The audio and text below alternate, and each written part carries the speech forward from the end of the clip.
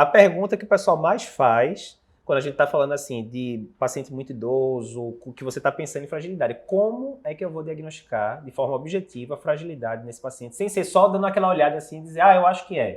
Beleza, vamos lá. Então, pessoal, aqui mais um podcast onde a gente está discutindo casos clínicos da vida real, coisa bem do dia a dia, do consultório. Eu estou acompanhado aqui pelos nossos especialistas, doutor Daniel Gomes, que é nosso especialista em clínica médica e geriatria. Tudo bem, Daniel? Beleza. Bem-vindo. E doutora Patrícia Gadelha, nossa especialista de endócrino. A gente vai discutir aqui um caso de uma paciente idosa que pode chegar amanhã no seu consultório. Vamos começar, então. Tá lá você no consultório, certo, Daniel? E chega a dona Júlia, uma senhora de 86 anos. Então, primeira coisa, a gente vai fazendo aquele esquema meio que parando no meio, né, para ir fazendo uma revisão clínica, né? 86 anos, todo mundo sabe que é idoso, né? Então, primeira coisa, a definição de idoso, né? Eu me lembro que desde a época da faculdade tinha aquela confusão que falava países X é 65 anos, outros são 60. Hoje em dia no Brasil, qual é o ponto de corte que a gente usa? Aqui no Brasil, como é que é o esquema? países em desenvolvimento, a gente ainda usa o ponto de corte 60 anos. Certo. Mas se a gente for para países desenvolvidos, 65, há uma tendência até, Itália, por exemplo, classificar 75 anos. Certo. Mas para a gente aqui ainda fica o ponto de corte 60 anos. Tá. E dona Júlia aqui tem 86 anos, então é uma senhora muito idosa, né? Uma idosa muito idosa, né? Uma octogenária. Tem um critério específico de muito idoso, tipo acima de 80, acima de 85? Acima de 80 anos. Acima de 80, perfeito. Então, bem, primeira coisa relevante, né, pra gente ver como é diferente, né, Daniel? Porque na época, sei lá, dos pais da gente, dos pais não, mas dos avós da gente, uma pessoa de 60 anos estava, né, 100% das vezes praticamente aposentado, né? Enquanto que hoje em dia a gente vê quantos médicos a gente não vê com 70, 75 anos, né, em plena atividade, né? Isso. Parte cognitiva completamente normal. Então, esse é um primeiro conceito que é importante a gente saber, né? Em 86 anos, um muito idoso, a faixa etária dos muito idosos é proporcionalmente a faixa etária que mais tem crescido na nossa população, né? Ao longo dos últimos anos. Então, cada vez mais, o pessoal que está aqui nos escutando, nos ouvindo, nos assistindo, cada vez mais o profissional de saúde vai se deparar, seja de que especialidade for endócrino, cardio, reumato, enfim, vai se deparar um idoso, muito idoso, no seu consultório. A história da pirâmide etária, que todo mundo, desde a época do primeiro ano de faculdade, que o pessoal fala, não, a pirâmide está invertendo, aquele negócio. Qual é a previsão da gente chegar, mais ou menos, naquele negócio de ter mais idosos do que... Está muito perto. Enfim. Entre o ano de 2030 até 2050, a gente espera que assim, tenha mais idosos do que criança na nossa população. Né? Então vamos esperar aí aí. Muita FA, muita coronariopatia. Muito, estenose aórtica, enfim. Perfeito. Então, beleza. Dona Júlia, 86 anos, muito idosa, então já sabemos a definição. E aí, Dona Júlia, ela vem acompanhada da filha, né? A filha diz que está preocupada, várias coisas que têm acontecido aí nos últimos meses. Então, muito comum, né? Quando você chega paciente muito idoso, né? Que, na verdade, boa parte das informações seja dada por um familiar, né? E muitas vezes a gente chega ali, né, e esquece que você está tratando não só o paciente, mas a família como um todo, né? É igualmente importante, né? E, normalmente, esses idosos, o idoso e a família nunca chega com um problema só. Né? São várias demandas e, muitas vezes, trazido pela família. Né? Então, a gente, é muito importante, quando a gente está lidando com o idoso, atendendo o idoso, a gente escutar muito o idoso e a família também, né? Então, às vezes o idoso chega lá, Dona Maria, né? Veio pra cá por quê? Não, eu vim pra cá por causa dela. Vim trazida por ela, forçada por conta dela. Eu não tô sem nada, mas aí a filha vai lá e diz que tem percebido várias situações que têm acontecido. Perfeito. Beleza, ó. Aí a gente começa lá a conversa com a filha, e a filha vem com aquelas relatos que são muito comuns, né, em idosos, assim, relato meio inespecífico, né? Não, tá tendo mais tontura, teve ali umas 2 quedas, o apetite não tá tão bom, tá um pouquinho mais fraca, né? Tirando a questão da queda, que aí já é uma coisa mais pontual, o resto é tudo muito vago, né? Às vezes você não consegue saber quando é que começou. Não, como é que começou? Não sei bem, tem 6 meses, tem 5 meses. Não foi a partir daquele dia que a coisa degringolou, né? Bem comum isso. Isso, também, muito comum. E muitas vezes chega com sintomas ou sinais bem inespecíficos, né? E muitas vezes aquele sinal, aquele sintoma ali inespecífico tem vários fatores, é multifatorial, né? Então, queda tem vários fatores, tá se sentindo mais fraca, mais exausta, é um sintoma inespecífico e que muitas vezes, quando a gente vai ali avaliar na história clínica, no exame físico, tem vários fatores que estão causando aquilo ali. Então, uma regra básica no idoso é multifatorial. Né? E aí, inverte um pouquinho o raciocínio, né? Quando a gente tem um paciente jovem que chega ali com vários sinais, sintomas, você quer juntar, a gente tende, o raciocínio clínico no jovem é achar que tudo ali está relacionado a um único problema. O idoso é completamente o inverso. Que é a navalha de Ockham, né? O cara tá tendo febre, tá tendo perda de peso. Não deve ser 3 doenças, deve ser tudo uma coisa só, um lúpus, uma tuberculose, exatamente. né? Isso vale muito quando a gente está avaliando o jovem. Já o idoso, ele chega com um sintoma, uma apresentação clínica, quando a gente vai ver, tem vários fatores contribuindo em maior ou menor grau para aquilo ali. É o multifatorial. E a história é que, praticamente todas as aulas que a gente vai dar de geriatria, falar do idoso, a gente coloca lá, é batata. Toda aula tem lá um iceberg, né? Ninguém aguenta mais essa figura. Né? Então, por quê? Porque ali muitas vezes que o idoso chega ali só com aquela pontinha do iceberg, e aí quando a gente vai cascavilhar na história, vai perguntar, vai ver, tem vários fatores que estão associados. Eu só lembro quando a gente dava plantão, de clínica, mais de uma década atrás, vinha aquele idosinho super frágil que você perguntava por que veio. Porque ele não está comendo. Não está comendo, pronto. Não está bem. Não está comendo. Bem. Como assim não está comendo? Podia ser qualquer coisa no mundo, né? Às vezes era um bexigoma gigante, enfim, era... Não, que é delírio. Chegou ali com delírio, pode ser desde uma desidratação, uma constipação, dor, enfim, infecção. Então, a vida de quem lida com o idoso não é tão fácil, não. É que nem um pediatra ali, o recém-nascido, chega lá no neonatologista, não estou achando esse menino bem. Normalmente... O problema é que no recém-nascido geralmente vai ser um problema só, né? A infecção urinária e tal, mas no idoso começa a juntar tudo. E tem essa... Eu me lembro quando a gente começou na residência de clínica, era bem isso, né? Pense numa doença só, não deve ser várias doenças ao mesmo tempo e tal.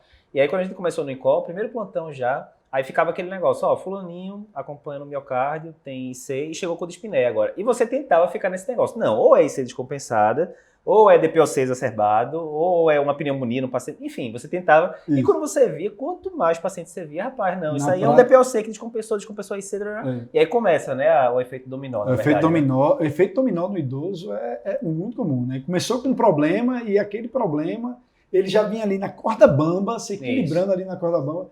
Bastou surgir um problema, uma infecção, que aí descompensou a insuficiência cardíaca. Enfim, aí vem delírio, vem uma série de outros. Descompensa de diabetes, descompensa de diabetes. Lá pra casa de chapéu também. É bem isso aí mesmo. Aí, beleza. Aí, na hora que a gente tá perguntando ali sobre os antecedentes da Dona Júlia, aí começa, né? A lista de problemas da geriatria. Normal, né? Hipertensão, diabetes, nada demais. Aí já aparece uma doença renal crônica. Que aí, às vezes, vem aquela, não, mas a creatinina tá de 0,9. A paciente tem 85 anos, né? Isso. Aí a pessoa sarcopênica. Exatamente. Vamos botar aqui que ela tem 45 quilos, aquela senhorinha pequenininha e tal. Como é que vocês estão calculando hoje em dia creatinina no consultório? Porque assim, a gente sabe, primeiro, a gente comentou até no podcast da semana passada, você fazer urina de 24 horas, mesmo em paciente jovem, é extremamente desconfortável, muito difícil, muito pouco prático. Exatamente. Então, afinal das contas, o que a gente usa mais é a fórmula mesmo, a gente usa principalmente o CKD-EP, né, para estimar taxa de filtração glomerular pelo CKD-EP. Perfeito. E que tem muita gente que não conhece o CKD-EP, né? Tem muita gente que usa ainda o Calcroft, tem gente que usa MDRD, mas cada vez mais o pessoal da NEF vem usando o CKD-EP, né? Que para quem não está acostumado, tem vários aplicativos, né? Calculate, enfim, né? Não tem como você calcular a fórmula, como você decorar, né? Eu uso particularmente o QX-Calc, sem nenhum conflito de interesse, eu uso lá e calculo rapidinho. Beleza, então a gente calculou e deu lá um custo de 40 e tal. Além disso, hipercolesterolemia, muito comum. Osteoporose, né? Patrícia pode dizer também, é praticamente universal, né? Quando você vai pegar paciente muito idoso, mulher. Artrose dos joelhos também não tem como faltar. Então aqui a gente já tem, né? Ou seja, multimorbidades. Os 7 diagnósticos já. Multimorbidades, outro achado comum no idoso, né? Principalmente no idoso muito idoso, ter multimorbidades. Exatamente. É a regra, não é a exceção. Sem dúvida, sem dúvida. Aí veio, beleza, aí a gente conversando lá com a filha fala o seguinte, provavelmente Dona Júlia ali estava indo a vários especialistas, né? Isso. Vai ao endócrino, vai ao geriatra, ao cardio. Exatamente. E aí, ainda bem que existe o geriatra para centralizar esse cuidado, né? Eu vivo dizendo para os pacientes, né? Às vezes o paciente fala, não, agora eu vou ficar só com o senhor, mas olha, tem coisas que a gente não faz aqui na consulta, né? Que o geriatra vai fazer, tipo o mini-mental ou até o exame mental mais completo, etc. Então, tem coisas que o cardiologista não vai estar avaliando, né? Então, é importante que tem alguém centralizando ali o cuidado. É sempre interessante ter alguém, isso, né? Não necessariamente o geriatra, na maioria das vezes é o geriatra, mas alguém que centralize, que seja ali o maestro da orquestra, Porque senão acaba com muita frequência a ida a vários médicos, acaba cada um resolve o seu problemas. Cada um resolve o seu, olha para o seu problema, prescreve a sua medicação e não está, às vezes, tão atento às outras medicações, aos outros problemas. E aí, muitas vezes, o início de uma medicação acaba descompensando outra condição, a interação medicação-doença, ou interagindo com outra medicação. A interação medicamentosa é algo que cada vez mais a gente tem sempre frisado a importância da gente estar atento, né? Exatamente. Isso é uma coisa que a gente... todo mundo tem farmacologia na faculdade, mas quando a gente paga farmacologia, a gente não tem experiência clínica alguma, né? Então, interação medicamentosa é uma coisa que certamente a maioria das pessoas não pensa na prática. Hoje mesmo estava passando visita lá no HC, um paciente que usava várias medicações coronariopata crônico, usando anticoagulante e tal, porque tinha FA, e usando fenitoína no meio, e assim, uma história meio, uma convulsão que teve ali no pós-operatório, né? Aquela coisa bem discutível, né? E quando você vai lá, os anticonvulsivantes, né? Carbamazepina, fenitoína, tudo interage ali com o citocromo, né? Altera pra caramba. Simvastatina alterava no caso dela, Marevan altera pra caramba também. Então, vai alterando tudo e às vezes você... não, mas eu passei aqui a minha fenitoína, tô quieto aqui no canto, né? Exatamente. Isso é uma coisa, e eu digo sempre, conversando com os residentes, os estudantes, passando visita, eu digo o seguinte, nós médicos, geralmente a gente sabe pouco sobre efeito colateral. Pouquíssimo. E a gente sabe ainda menos sobre interação medicamentosa. Sem dúvida. Então, hoje em dia eu tenho procurado me policiar para estar atento à interação medicamentosa. Então, eu uso até alguns aplicativos de interação medicamentosa dá um alarme, né? que dá o alarme, né? Tal e tal medicação. Opa, nem imaginava que existia essa tal interação medicamentosa. E às vezes são interações medicamentosas que fazem toda a diferença. Você pode perder o jogo por conta de interação medicamentosa. Se a gente for citar aqui exemplos... Não, tá aí esse exemplo. Eu não me lembro se é fenitoína ou se é fenobarbital. Mas um dos dois, eu já tinha visto estudo dizendo que diminui 90% a eficácia da simvastatina. 90%, ou seja, você está dando um placebo, né? Basicamente, para o paciente. Exato. Simvastatina já não é tão potente assim, ainda perder 90% Quer ver uma interação que um dia desse eu aprendi agora, recentemente, por exemplo, bloqueador de canal de cálcio com claritromicina. Isso. Choque, hipotensão, choque. Isso. Ou seja, o que você pensaria ali? Claritromicina, vai tratar um H. pylori ali, usa claritromicina, choque, né? O paciente está usando estatina e vai usar uma claritro, não pode, você tem que parar a estatina, um risco grande de miopatia. Então, assim, a gente sabe pouco efeito colateral, a gente sabe ainda menos interação medicamentosa. E para isso, né, por exemplo, o programa que a gente usa lá no consultório, ele já, quando você vai fazer a prescrição, né, ele já dá algumas dicas, né, isso interage com isso, tá? Então já ajuda bastante, porque é óbvio, né, ninguém vai ter um compêndio de farmacologia decorado também, né? Eu uso muito, tem um aplicativo do Medscape, lá tem o Drug Interaction Checker, que eu uso muito, e o UpToDate tem o LexComp, que é tá dentro do UpToDate, cada vez mais eu tenho utilizado, sabe? Perfeito. Beleza, então temos vários diagnósticos, vários especialistas acompanhando o paciente, né? E vamos ver o que é que aparece mais. Na hora que a gente vai falar com a acompanhante fala o seguinte, até 5 anos atrás, zerado, cuidava sozinho de casa, cozinhava, tudo sozinho, fazia feira e tal. Desde então, né, de pouquinho em pouquinho, foi perdendo um pouco de independência, ficando mais, dependendo mais da ajuda dos outros, e há 1 ano teve que ir para casa da filha, porque a filha já não estava tendo mais confiança nenhuma que ela ia conseguir se virar sozinha, né? Então, claramente a gente vê aí, e às vezes para quem está ali do lado da paciente vendo todo dia, é que nem perda de peso, né? Quem está ali todo dia às vezes não nota, né? Exato. Mas às vezes é um parente distante e fala, nossa, em 3 anos, né? Mudou tanto e tal. Então, diz aí sobre essa parte do declínio funcional, mesmo você não sabendo exatamente o que é que está acontecendo, todo jeito tem que ficar alerta, né? Isso, nitidamente aí, né, pelo caso que foi colocado, Dona Júlia perdeu funcionalidade, né? Então, declínio funcional no idoso deve sinalizar, a gente tem que estar muito atento, porque muitas vezes uma doença, um problema novo no idoso, ele se apresenta, como a gente falou agora há pouco, de sinais, sintomas inespecíficos. Declínio funcional é muitas vezes a primeira manifestação de que alguma coisa de errado está acontecendo com aquele paciente. Então, eu costumo dizer que a funcionalidade é um dos principais termômetros, sinais vitais no idoso. Perfeito. Tá? Termômetro da saúde do idoso. O idoso está perdendo funcionalidade, peraí, alguma coisa ou algumas coisas estão em curso, estão acontecendo.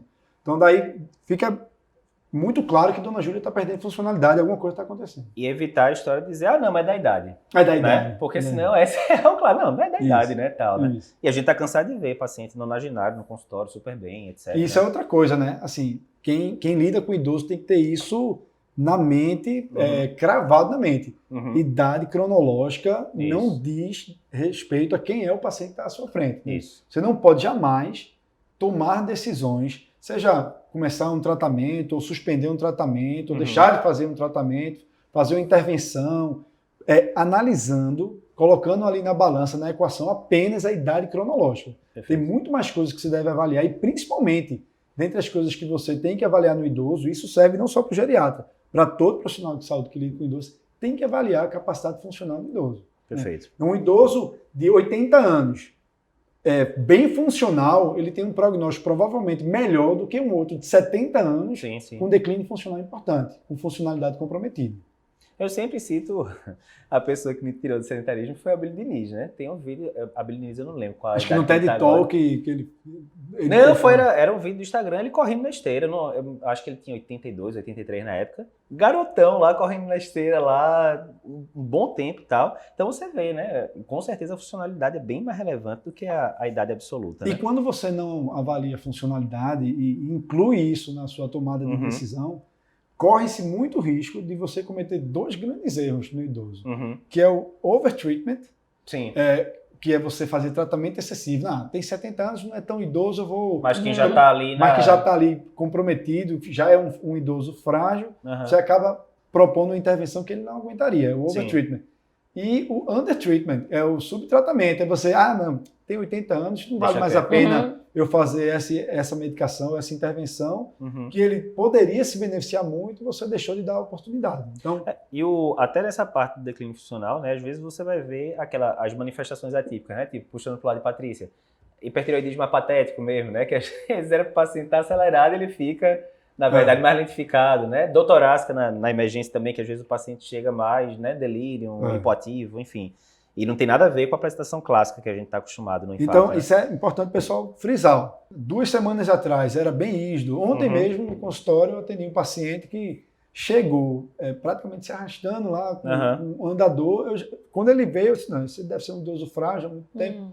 Mas conversando com ele, ele dizendo que até 2 semanas atrás, subia na moto, ia para um sítio dele, só bom. Tem alguma coisa... Mas, às vezes tem que checar, né, Daniel? Porque eu já ouvi muito falar que ele andava de bicicleta. Quando você vai ver o paciente com úlcera de pressão gigante, não, esse senhor todo atrofiado. Não, esse paciente aqui não andava de bicicleta. É verdade, né? Né? Mas várias vezes isso. Mas aí, o paciente perdeu funcionalidade em 2 semanas. Lógico. Perdeu muito funcionalidade. Então, alguma coisa está acontecendo. O que já aconteceu desses casos, isso eu lembro da residência clínica, vários pacientes. Às vezes os familiares diziam que o paciente estava muito bem, que é uma coisa aguda. Acho que às vezes até para se eximir da culpa, tipo, vocês não viram que ele estava declinando desse jeito assim há tanto tempo, né? Não. Aí você vê o cara atrofiado. Não, esse senhor não estava andando normalmente. Na maioria das vezes o que acontece é isso. Você falou aí da perda de peso. Quem passa muito tempo sem ver a pessoa percebe mais do que quem passa está ali no dia a dia. Então o paciente já vinha declinando. Quando a gente vai cascavelhar na história, você vai ver que o paciente já vinha perdendo um pouco de funcionalidade, mas aconteceu uma crise, ali uma infecção, e aí ele perdeu muito mais funcionalidade em um intervalo de tempo curto, e aí saltou aos olhos, chamou a atenção, mas ele na verdade já poderia vir perdendo um pouco de funcionalidade. Perfeito. Beleza, então tá tendo essa piora, e aí, né, já vinha nesse último ano morando com a filha e tal, e aí 6 meses atrás, a filha aí falou uma coisa mais pontual, que ela ficou internada durante 10 dias, porque teve uma infecção respiratória.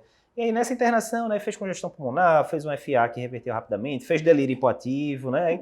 Aí é um evento bem mais, tem lá o resumo de alta, tudo direitinho. Então, primeira coisa, né, delírio, né, hipoativo, muito comum. Você tá lá no pronto-socorro, chega, aquele vozinho não tá respondendo tão bem e tal. E aí o pessoal, primeiro, às vezes o pessoal acha que o delírio é um diagnóstico em si, tipo, não, o paciente tá com delírio, eu vou tratar o delírio dele e acabou, né? Como se isso resumisse o problema, né? Não é, primeira coisa, né? Seria a mesma coisa de dizer, o paciente tem insuficiência cardíaca. Sim, mas qual é a causa da insuficiência cardíaca? É totalmente diferente se é uma coronariopatia, se é, enfim. E a segunda coisa, a questão do prognóstico, né? Porque o pessoal fala muito isso. Olha, o paciente teve delírio, rapaz, isso aí é um péssimo sinal de prognóstico, principalmente no idoso, né? Em qualquer paciente, mas no idoso particularmente, né? Olha, delírio, cada vez mais a gente se reconhece hoje a importância do delírio, né? Até década de 90, a gente não está falando muito longe, a ideia que se tinha de delírio isso é algo normal de acontecer no internamento e que depois resolve, nada que um velho Aldol não resolva. Hoje em dia, a concepção de delírio... Ou diazepam, que era pior, né? O que é pior. Que era bem pior, hoje em dia, a concepção é outra. Assim, o paciente que faz delírio, ele tem um marcador prognóstico. É um marcador prognóstico. Então, o paciente que faz delírio, primeiro, fique atento. Se ele está com delírio, vá atrás do que está causando delírio, do fator precipitante, do gatilho para o delírio, que muitas vezes, como a gente disse, é multifatorial, tem várias causas ao mesmo tempo. E muitas vezes, depois de um episódio de delírio, o paciente muitas vezes não volta a ser o mesmo. Sim. Né? E existe a condição hoje que a gente chama de delírio persistente. Muito tempo o paciente fica lá com um patamar, com um status cognitivo pior, né? E jamais retorna ao patamar anterior. Às vezes acontece o paciente voltar ao que era antes, mas muitas vezes o paciente não retorna ao status funcional e cognitivo prévio. Então, tudo que a gente pode fazer para evitar a eclosão do delírio, a gente deve fazer de forma preventiva. Paciente idoso. Essa é uma idosa que a gente vai comentar mais adiante, que ela já dava alguns indícios de fragilidade, internou, fique atento, fazer as medidas já preventivas para evitar que ela entre em delírio, porque, de fato, tem uma chance dela ter desfechos negativos a partir daí muito grande. Beleza. Teve essa história da congestão pulmonar, uma dica boa, né, que a gente sempre fala para os residentes. Às vezes você vê esses pacientes que internam, começam a receber soro, aí de repente faz um sibilo no meio da internação, né? E aí, às vezes, é meio que medular, né? Você aprender na faculdade que sibilo, pensa logo em asma, bronquiespasmo e tal, né? Porque que danado, uma mulher de 85 anos que nunca sibilou na vida, apareceu uma asma agora com 85 anos, pouco provável, né? Então, sempre fica a dica, né, que congestão pulmonar, por causa do engurgitamento lá dos linfáticos, enfim, pode causar sibilância, primeira coisa. Segunda coisa, às vezes o paciente nunca teve nada, mas aí tacaram lá 3 litrão para expandir, né, por causa da infecção, alguma coisa. Então, é aquela disfunção diastólica que às vezes estava calada ali, aí aparece com uma congestão pulmonar. Isso é muito comum em pós-operatório, né? Jesus, quantas vezes a gente não vê aquele vozinho no pós-operatório tranquilo, pessoal, né? Da cirurgia, da anestesia, né? Sem críticas, mas é comum. 3 litros por dia. Pô, 3 litros por dia, calma aí, né? Tal. Enfim, então sempre ficar pensando nisso. Mulher, também, né? hipertensa, diabética, tem tudo para ter ali um ICFEP, né? E aí não tolera muito volume. Né? Exatamente. Então sempre ter cuidado com isso também, né? E ainda fez ali um FA aguda, que também é outra dúvida que o pessoal fala, né? Ah, não, mas a paciente estava febril, PCR alta, será que não foi um FA secundária infecção? Que a gente sabe, né, que pode ser um fator deflagrador. Mas uma regra geral que a gente fala para o pessoal é o seguinte: quando você pega um FA num pós-operatório de cirurgia cardíaca, que 50% praticamente dos pacientes fazem, abrir o átrio está inflamado e tal, tudo bem, aí você pode imputar aquilo a um evento causal ali muito agudo, né? Mas, sinceramente, um paciente que faz um FA por causa de uma pneumonia, meu amigo, já tinha todo o substrato. Já tinha solo fértil, né? Exatamente. Já tinha o solo fértil. Exatamente. Né? É diferente também, por exemplo, às vezes você pega um paciente super jovem que faz um Holiday Heart Syndrome, né? Bebe muito, final de semana, entra lá, e aí faz ali depois da libação alcoólica um episódio perdido de FA. Mas aí você vai ver, por exemplo, eco, normal, o paciente não tem nenhum fator de risco, até CH tudo bonitinho, não tem apneia do sono, não tem nada. E aí você linka aquele episódio de FA com o consumo de álcool e, por ser um chá de Vasque zero e tal, ele já não ia ter indicação de anticoagular mesmo. Então, é muito mais tranquilo. Agora, você pega um paciente de 80 e poucos anos, ou mais jovem, 60, enfim, que faz um FA por causa de uma intercorrência dessa, a princípio você vai encarar como sendo um FA de longa data, né? Enfim. Então, isso aí é importante também. Beleza, nessa internação aí, o pessoal medicou delírio e tal, fez diurético, controlou a frequência cardíaca com beta-bloqueador, terminou ficando controlando mesmo, porque ficou indo e voltando FA, e houve melhora da congestão, recebeu alta. Só falar e frisar, ainda voltando a falar de delírio, porque delírio, a gente falou aqui que, né, a condição que leva a um prognóstico ruim, está associada a desfechos negativos, é muito comum. Se a gente pegar ali um paciente idoso internado em UTI, mais de metade dos pacientes vão ter delírio. Só que, apesar de ser muito comum e ter um prognóstico ruim, boa parte, tem alguns trabalhos que mostram que até 60% dos pacientes com delírio não são reconhecidos. Certo? E aí, boa parte desse sub-reconhecimento se deve ao fato de que as pessoas não atentam para o delírio hipoativo, que é quando o paciente está ali mais sonolento. Se liga mais quando o cara estava jogando tudo, batendo no pessoal. O paciente está com delírio hiperativo, agitado, tendo alucinação, tocando terror na enfermaria, não é difícil dar esse diagnóstico. Sim. Mas o delírio hipoativo, o paciente está lá mais desatento, embotado, sonolento, passa batido. E quando passa batido o delírio, não vai atrás das causas que estão levando ao delírio, não corrige as causas, e aí o prognóstico tende a ser pior. Não é objetivo, né, porque a gente está discutindo mais consultório, mas a gente comentou que o diazepam seria ainda pior do que o Haldol, né, no paciente com delírio. Dá só a dica pro pessoal aí, porque a gente ainda continua vendo muita gente errando isso, né? Por que não fazer benzodiazepínico no paciente que está lá em estado confusional? Você fazer benzodiazepínico nesse cenário, você só vai conseguir uma coisa, piorar a situação. Jogar gasolina na jogar fogueira, né? gasolina, querosene no incêndio. Neuroléptico, antipsicótico, Haldol, quetiapina, você só deve fazer isso no delírio, no paciente com delírio hiperativo e que não resolveu com as medidas não farmacológicas, né? Trazer a família para perto, melhorar o ambiente. No paciente que está oferecendo risco para si ou para os outros, aí você pode fazer antipsicótico pontualmente e não deixar fixo, tá? E retirar o quanto antes. Tá. Sempre lembrando, né, de calcular o intervalo de TP, né? Vou puxar a sardinha para lá também. Sem dúvida. Bem lembrado. Beleza, então, recebeu a alta e tal. Depois dessa internação, a filha diz que a paciente não voltou, mas assim, a mesma, ela já estava ali numa curva de declínio e agora está precisando de ajuda para tomar banho, para se vestir, né? Está extremamente dependente, né? Então, é para lembrar aquilo, né, que você falou, né? Às vezes, quando o paciente faz o delírio, ele não cai da linha basal e volta para o que estava antes, né? Às vezes ele não volta, ou ele vai piorando e a cada delírio que vai se somando, que é frequente, a coisa vai degringolando ainda mais, né? E isso, Lapa, é típico do idoso frágil, né? O idoso frágil é aquele que vem ali, não necessariamente um idoso frágil é um idoso incapacitado, que incapacidade é diferente de fragilidade. Um paciente incapacitado, muitas vezes, é frágil, mas nem todo idoso frágil ele vai ser incapacitado. Incapacitado é quando ele tem dificuldade para desempenhar as atividades básicas ali do dia a dia, né? Se vestir, tomar banho. Mas muitas vezes é aquele frágil que vem ali se pendurando, se equilibrando a corda bamba, né? Já tem uma dificuldade para atividades mais complexas, como Dona Júlia, né? Já vinha tendo dificuldade para atividades mais complexas. E aí quando vem uma crise de saúde, como foi agora, uma infecção, decai muito a condição, o status funcional, como ela disse aí, né? Que passou a ter dificuldade de tomar banho, se vestir, para a higiene pessoal. Ou seja, agora ela ficou incapacitada, né? Após uma crise. Tá? Uma crise, uma infecção, uma hospitalização. Né? Muitas vezes ficou ali hospitalizado, acamado.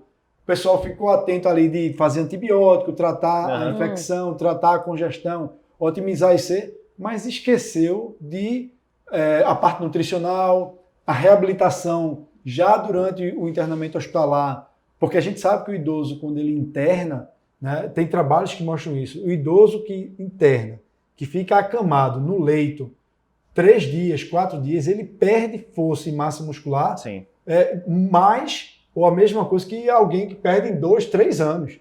Sabe? Aquele curto intervalo de tempo. Isso eu acho que o pessoal, até depois do Covid, foi uma vantagem do pessoal começar a notar o impacto da internação no paciente, porque a gente viu muito, né? Pacientes jovens que entravam e saíam 3 semanas depois, 7 quilos. Andar. 7 quilos. Sem andar. Né? Sem andar. Paciente jovem, de 30, 40 anos. Imagina o idoso. Né? Exato. Imagina o idoso. Então, né? O idoso perde muita massa e força muscular rapidamente. Né? E aí, isso pela própria imobilização e pelo efeito catabólico. Né? Quando a gente tem uma infecção, a gente tem ali hormônios contrarreguladores da insulina, cortisol, adrenalina. Então, isso tem um efeito catabólico, né? Um efeito que induz proteólise muscular muito grande. Então, o paciente sai ali com um status funcional muito pior. Né? E desenvolve o que a gente chama de sarcopenia aguda. Sim.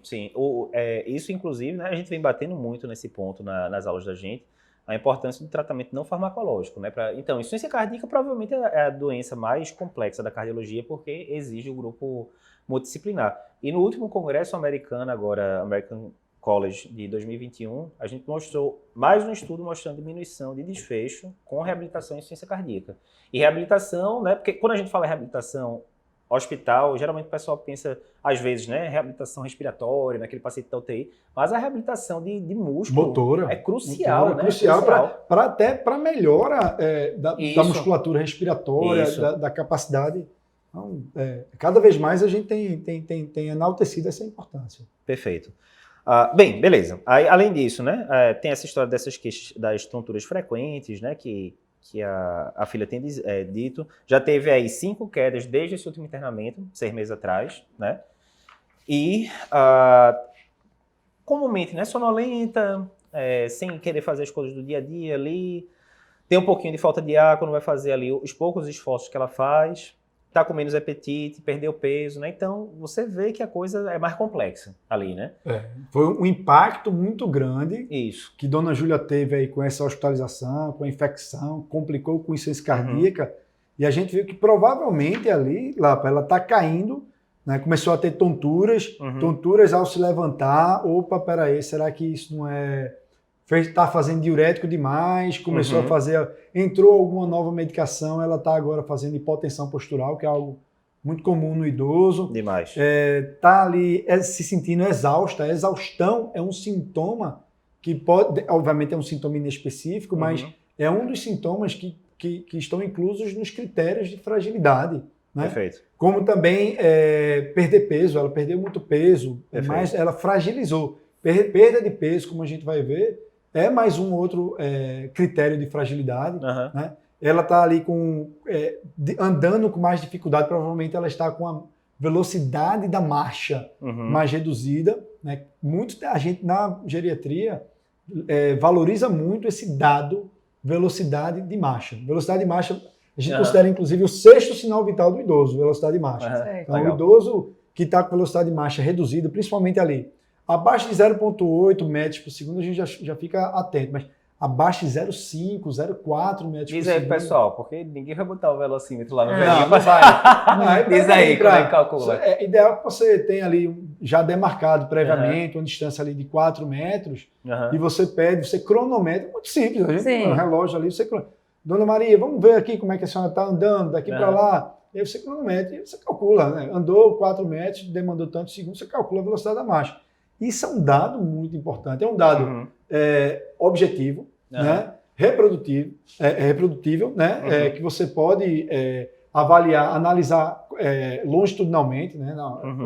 Ela voltou agora, primeira consulta, ela está com velocidade de marcha de 0,4, 0,5 metros por segundo. Na próxima consulta, depois de reabilitação, já melhorou, 0,7 metros por segundo. É um dado objetivo que fala pra gente, ela está se reabilitando. A diretriz de Valva, a última da gente, que é bem boa, ele já coloca, inclusive, esse dado de fragilidade. Eles nem falam de score específico, a gente vai discutir depois isso, mas ele fala do get up and go, né? Você manda o paciente levantar da cadeira, ir até a porta do consultório e voltar. Demorou mais do que 15 segundos, 20 segundos, isso aí já está relacionado com um prognóstico bem... O get up and go é um teste que na prática a gente talvez seja um dos que a gente mais utiliza, né? Que é você pedir para o paciente que está sentado na cadeira se levantar sem o apoio dos braços, porque você vai avaliar a força de quadríceps femoral.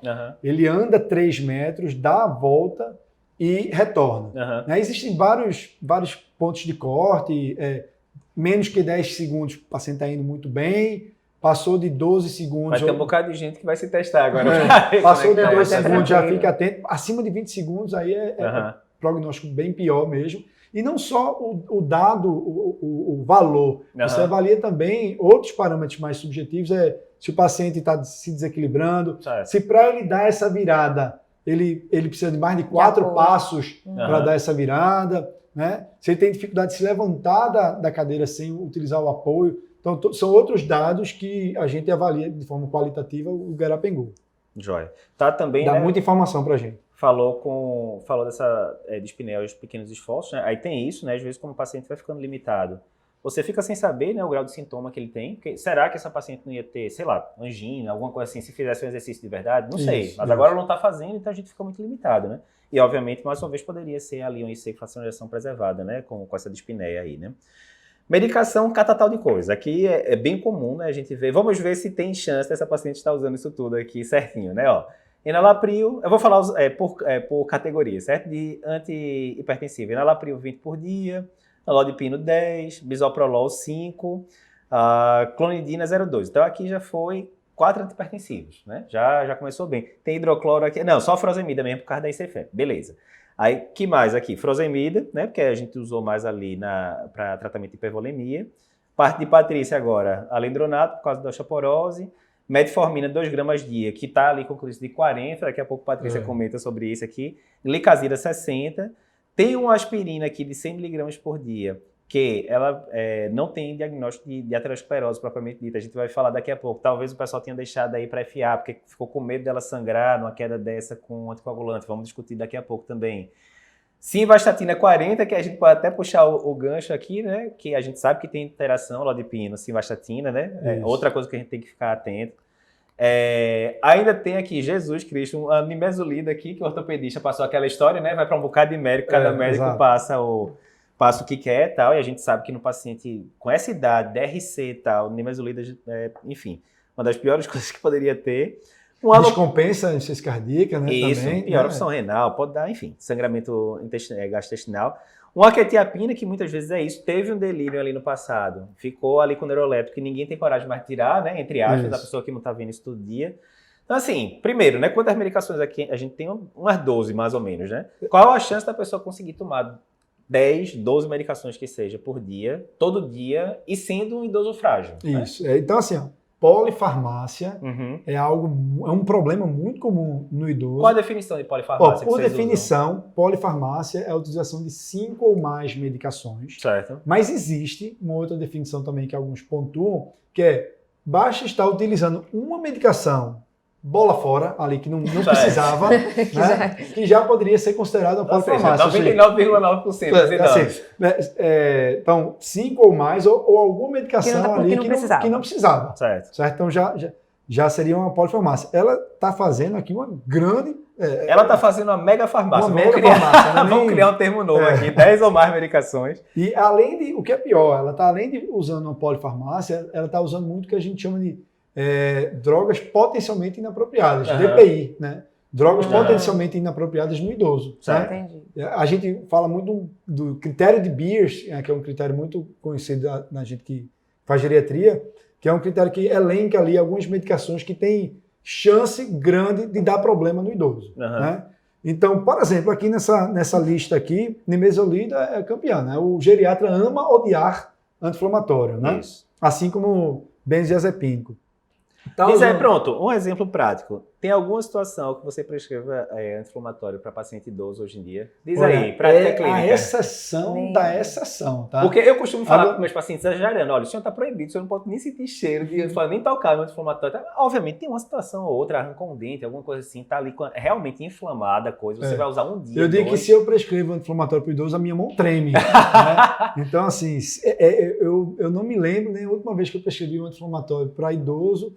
E se eu prescrevi, foi ali para 2, 3 dias, com o IBP associado, e olhe lá, e tem muito cuidado. Né? Mas, e lembrar que muito desse medo, né, dos anti-inflamatórios, óbvio, né, tem a história da piora da função renal, tá, mas toda aquela questão, né, do Rofecoxib, né, no passado, do Celebra e tal, falando sobre aumento de desfecho cardiovascular, e que, na verdade, hoje em dia, a gente vê que acontece com a maioria dos anti-inflamatórios. Né? Só lembrar, né? Acaba, no final das contas, eles vão reduzir a produção de prostaglandina, que é vasodilatador, tende a elevar a pressão, tende a causar retenção hidrossalina, leva a sangramento não só gástrico do adenal, mas sangramento de todo o TGI do trato gastrointestinal pode levar a sangramento colônico, intestinal, né? Causa de descompensar de insuficiência cardíaca. Hepatotoxicidade também, nimesulida principalmente, é muito hepatotóxico também, então é um grande problema inflamatório no idoso.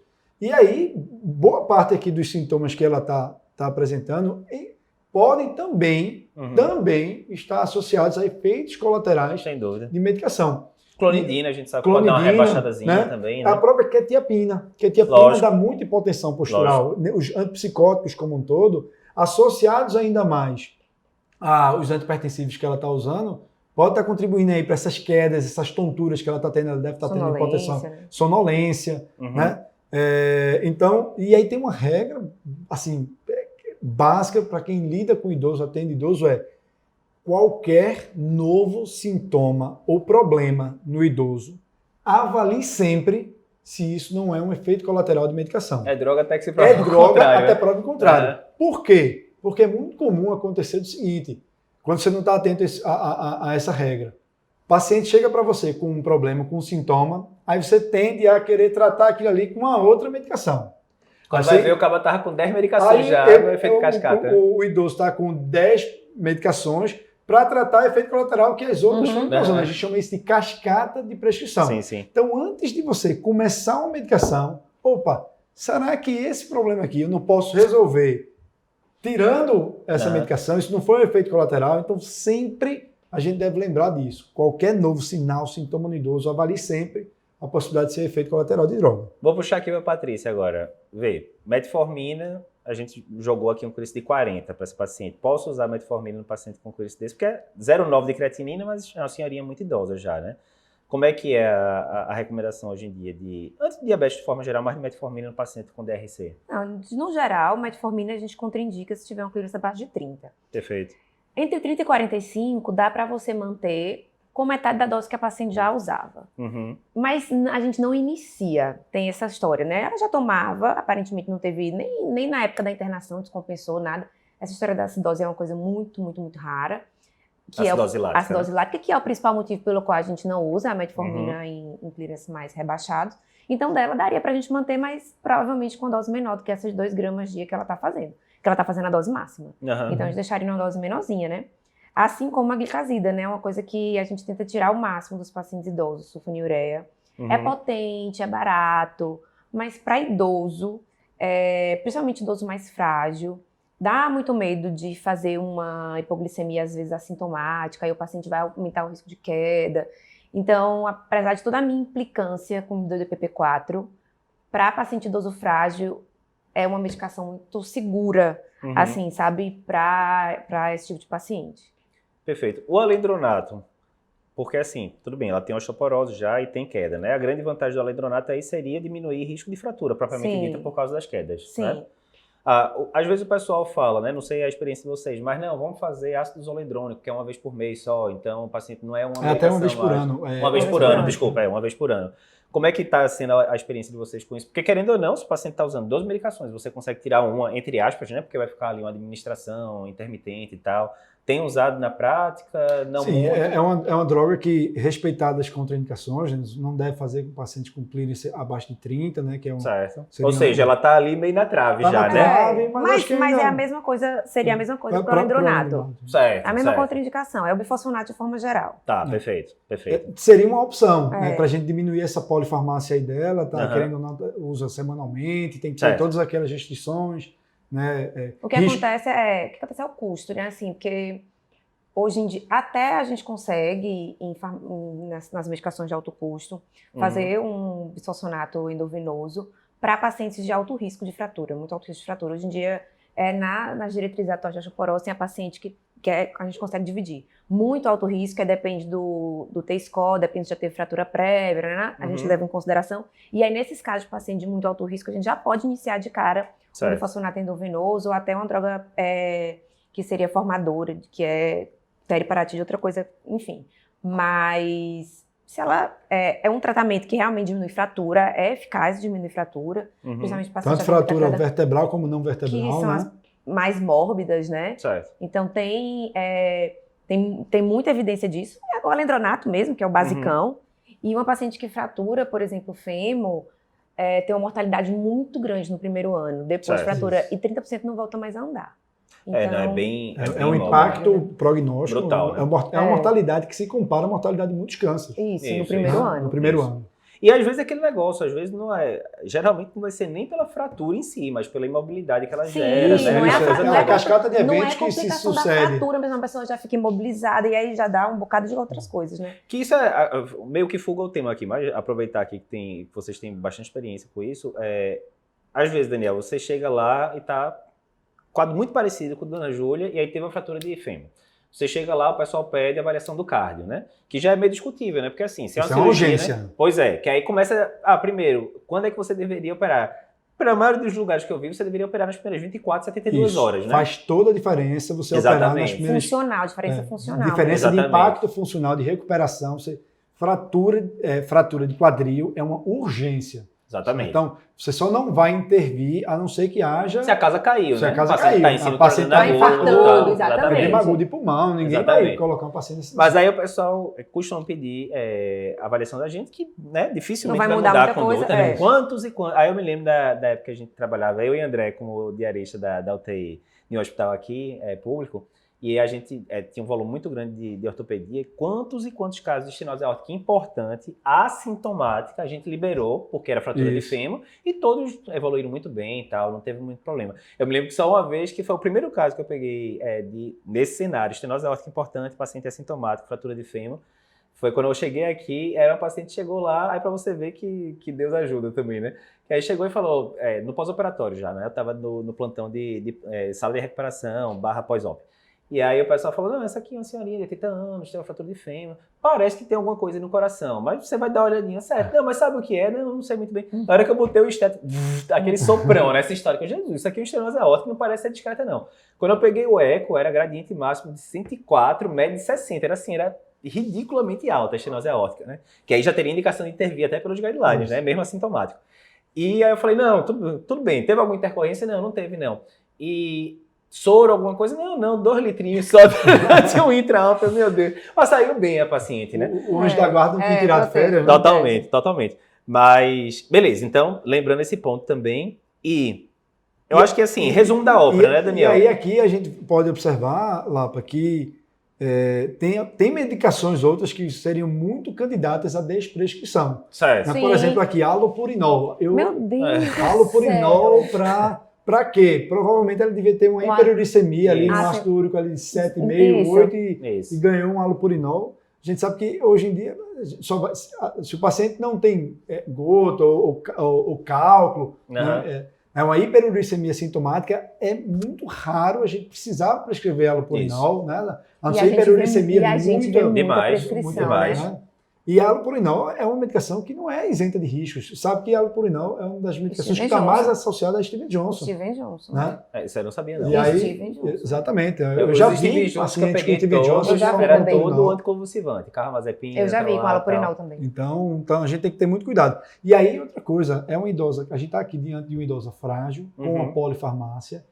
No idoso, a gente deve sempre avaliar, a cada consulta, a gente deve revisar as medicações e avaliar se há medicações candidatas a serem suspensas ou reduzidas a dose, você fazer uma desprescrição, certo? Por quê? Porque polifarmácia está associado a aumento do risco de morte, aumento do risco de quedas, aumento do risco de hospitalização, aumento do risco de vários desfechos negativos, né? Aumento do risco do que você falou aqui, de não adesão. Porque no momento em que o paciente está precisando tomar 12 medicações, corre-se o risco dele tomar o que nem era tão importante e deixar de tomar o que era importante. Às vezes o paciente chegava e falava, doutor, mas isso aqui, o que é importante? O que é importante mesmo? Além do que, provavelmente 80% da aposentadoria de Dona Júlia está indo para a rede de farmácia, não é verdade? Então, polifarmácia, a gente deve sempre avaliar a possibilidade de retirar. É óbvio que vai ter várias situações em que o paciente vai utilizar o que a gente chama de polifarmácia racional. Você olha para um lado, olha para o outro. Não, isso aqui não dá para tirar. Isso é comum, né? Patrícia, nos seus pacientes diabéticos. É muito comum. Eu fico de toda consulta assim... Aí não, peraí, vamos ver o que é que dá. Às vezes eu não tiro, mas pelo menos eu consigo colocar 2 antidiabéticos, pelo menos no mesmo comprimido, para facilitar a posologia. Mas assim, é muito comum eu olhar, é muito comum desprescrever AS. É a coisa mais comum. Pronto, e aí? Já que a gente falou do AS agora, né? Então assim, primeiro, vamos considerar que ela não tivesse a FA na jogada. Depois a gente bota a FA. O que é que vocês fazem hoje em dia no consultório? Patrícia vê muito paciente diabético, Daniel de forma geral... E a minha opinião eu vou falar depois. AS em prevenção primária. Estão usando em alguém, em muita gente, em quase ninguém, mas fulaninho ali eu ainda penso, ou em ninguém. Diz aí o resumo da ópera, o que é que vocês estão fazendo? Eu acho que quando eu me formei em 2004, né? Aí, tinha acho que na ADA em 2004. Na ADA. Muito tempo depois tinha na ADA. Tinha lá, e aí, diabético, quase praticamente todos eles vão... Homem acima de 40, mulher acima de 50. Mas era por aí. Era bem baixo. Diabético é praticamente igual a AS. Isso. Então, me formei era essa a ideia. Isso. Então, a AS, na minha prática, saiu de regra para a exceção. Né? Então, é uma grande candidata aqui a ser desprescrita, é o ASI. Sem dúvida. Né? Só que o problema é que muitas vezes vem utilizando o AS já prescrito por um outro colega. Sim, e aí lógico. você fica naquela também, vai tirar. Com a pulga atrás da orelha, né? Vem um AIT, vem um ABC. Às vezes tem alguém que sabe alguma coisa que você não sabe, né? Vai que tem ela já aí. tinha feito um dupla de carotas e tinha lá uma ateromatose importante ali de 70%, assintomática, mas aí você fica mais com o pé atrás. Normalmente, eu não tiro na primeira consulta. Isso. Não. Vamos entender o porquê. Às vezes eu faço um contato com o outro especialista que está acompanhando o conjunto que prescreveu, né? Faço ali o meio de campo e deixo para definir isso, bater o martelo na consulta subsequente. Até porque, às vezes, é a primeira vez que o paciente vem para você, aí ele está tomando 10 medicações, que um bocado de gente já prescreveu, e você, a primeira vez na vida, fala, vamos cortar 5. O paciente fala, rapaz, isso aqui eu não vou confiar não, bicho. Eu estou acompanhando aqui com esse bocado de gente, é um tempão, médicos bons, que eu gosto, que eu tenho empatia. E a pessoa vai dizer que metade das coisas estão erradas, né? Aí já gera um impacto ali meio estranho também, né? Muitas vezes o que acontece na minha prática, eu acabo a consulta e eu saio fazendo alguns cartinhos, né? Assim, ao colega cardiologista, sempre tendo assim, muito jeito, muito cuidado, né? Algumas pessoas podem se sentir ofendido, mas quando eu tenho mais contato, eu ligo, mando uma mensagem de WhatsApp, vi aqui nossa paciente, o que é que você acha da possibilidade? Estou considerando isso. Que tal a gente considerar a suspensão? No consultório, a dificuldade a gente tem, às vezes, saber essas coisas no HC, no SUS, né? E aí quem prescreveu, foi o clínico lá do interior, por quê? Já teve isso. Não tive. Então, eu desprescrevo muito no HC. Mas está usando para alguém, para o público diabético, prevenção primária, assim? Assim, rara exceção. Aquele paciente que geralmente, que tem múltiplos fatores de risco, tabagista, e aí é um paciente tabagista, hipertenso, é diabético, e aí tem alguma ateromatose subclínica. Tá lá, você calcula o ITB do paciente, tá alterado, ele deve ter uma DAP. E aí, quando junta um pouco de tudo isso, e com o IBP junto, aí dá para prescrever. A grande situação que eu uso ainda é aquilo. É aquela situação que o pessoal não sabe. Alguém pediu um angiotomo de coronário e tem uma lesão de 40% na DA. Não é aterosclerose manifesta ainda, não é nem acima de 50%. É o que eu chamo de prevenção 1,5, né? Nem a prevenção primária nem a secundária.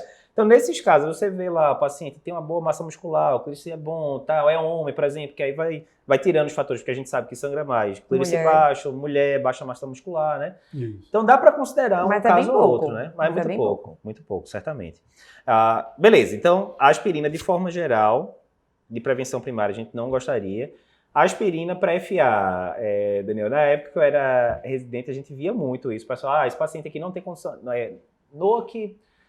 isso aí era 2009, eu acho que no Brasil já tinha rivaroxabana, não vou lembrar bem, mas os pacientes não tinham condição de comprar no SUS.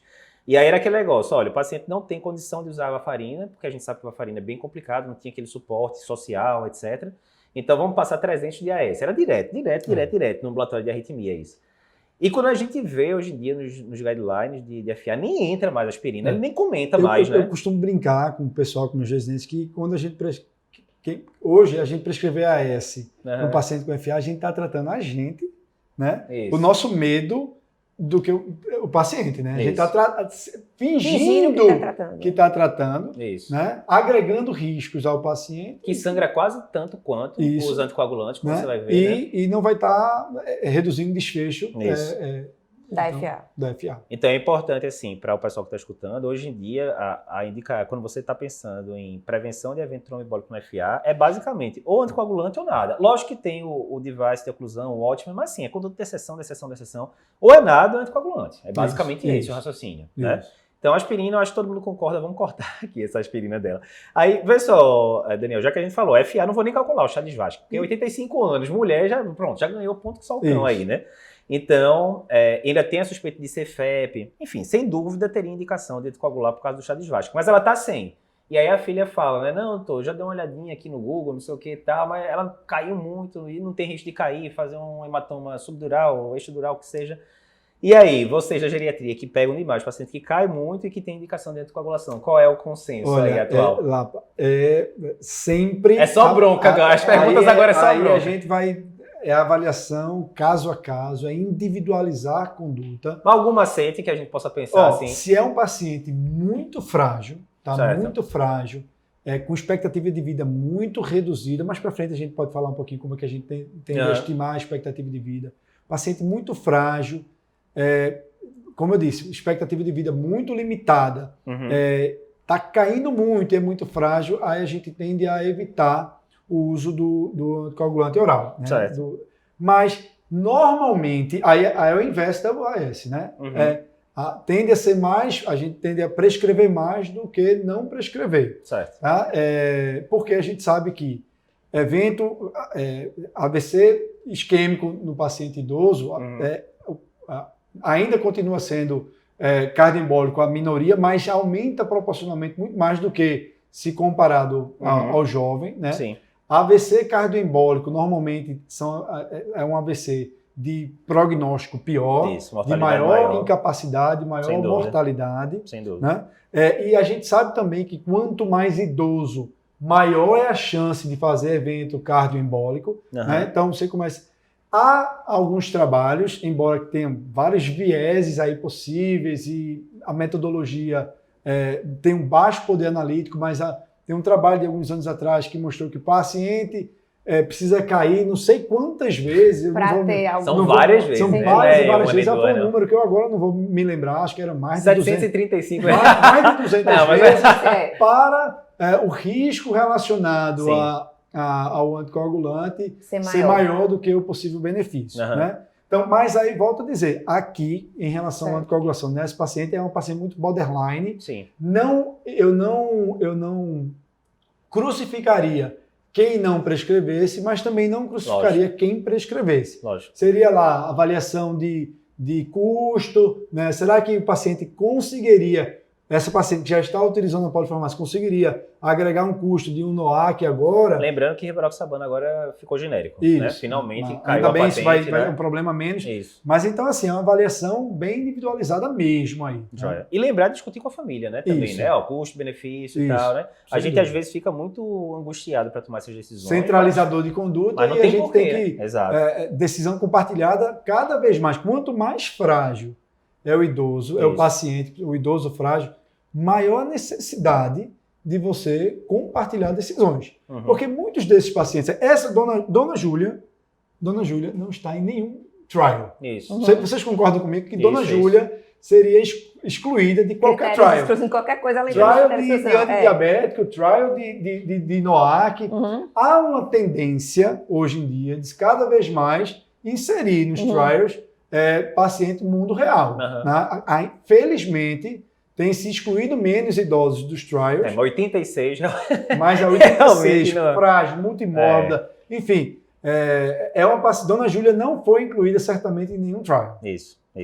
E lembrar também, digamos, né, Daniel, vai entrar com o NOAC. Aí lembrar mais uma vez a coisa da farmacologia, que a gente acha chato de estudar muitas vezes quando está na faculdade, mas 86 anos, exclui-se de 40, e a gente botou baixo peso, mais uma vez, a gente está somando tudo para aumentar risco de sangramento. Então, se for passar a pixabana 2,5, 2 vezes por dia, porque aí já preenche, né? Preenche os 3 critérios.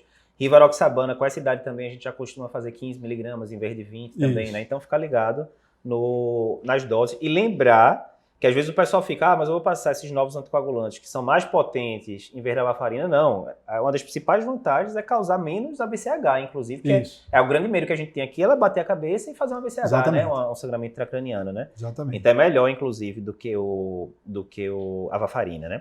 Beleza, no exame físico, então, paciente consciente, um pouquinho desorientada ali no tempo, hipocorada, emagrecida, claramente está com 54 quilos, perdeu 6 quilos em 6 meses, daqui a pouco você me diz se isso aí é preocupante, se é relevante ou não, e IMC de 22. Vou parar aqui agora. Então, primeira coisa, 6 quilos em 6 meses. Pô, não é tanta coisa, né? Vai ver, 6 quilos num paciente que pesava 60, né? Então, perdeu ali 10% do peso em 6 meses. Quando é que a gente considera uma perda de peso relevante? Isso, isso é importante, tá? Ela perdeu 10% do peso em um intervalo de 6 meses. A gente já considera relevante uma perda acima de 5% em 6 meses. Há quem coloque ali 2% em um mês também, né? Para você tentar fazer o diagnóstico e intervenção mais precocemente.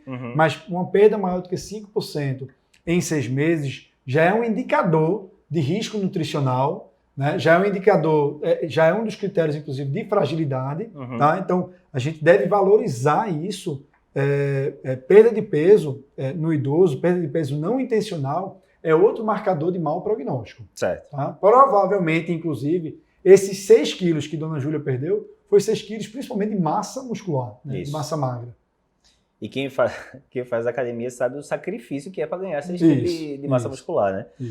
Em relação a IMC, Patrícia, IMC de 22, né?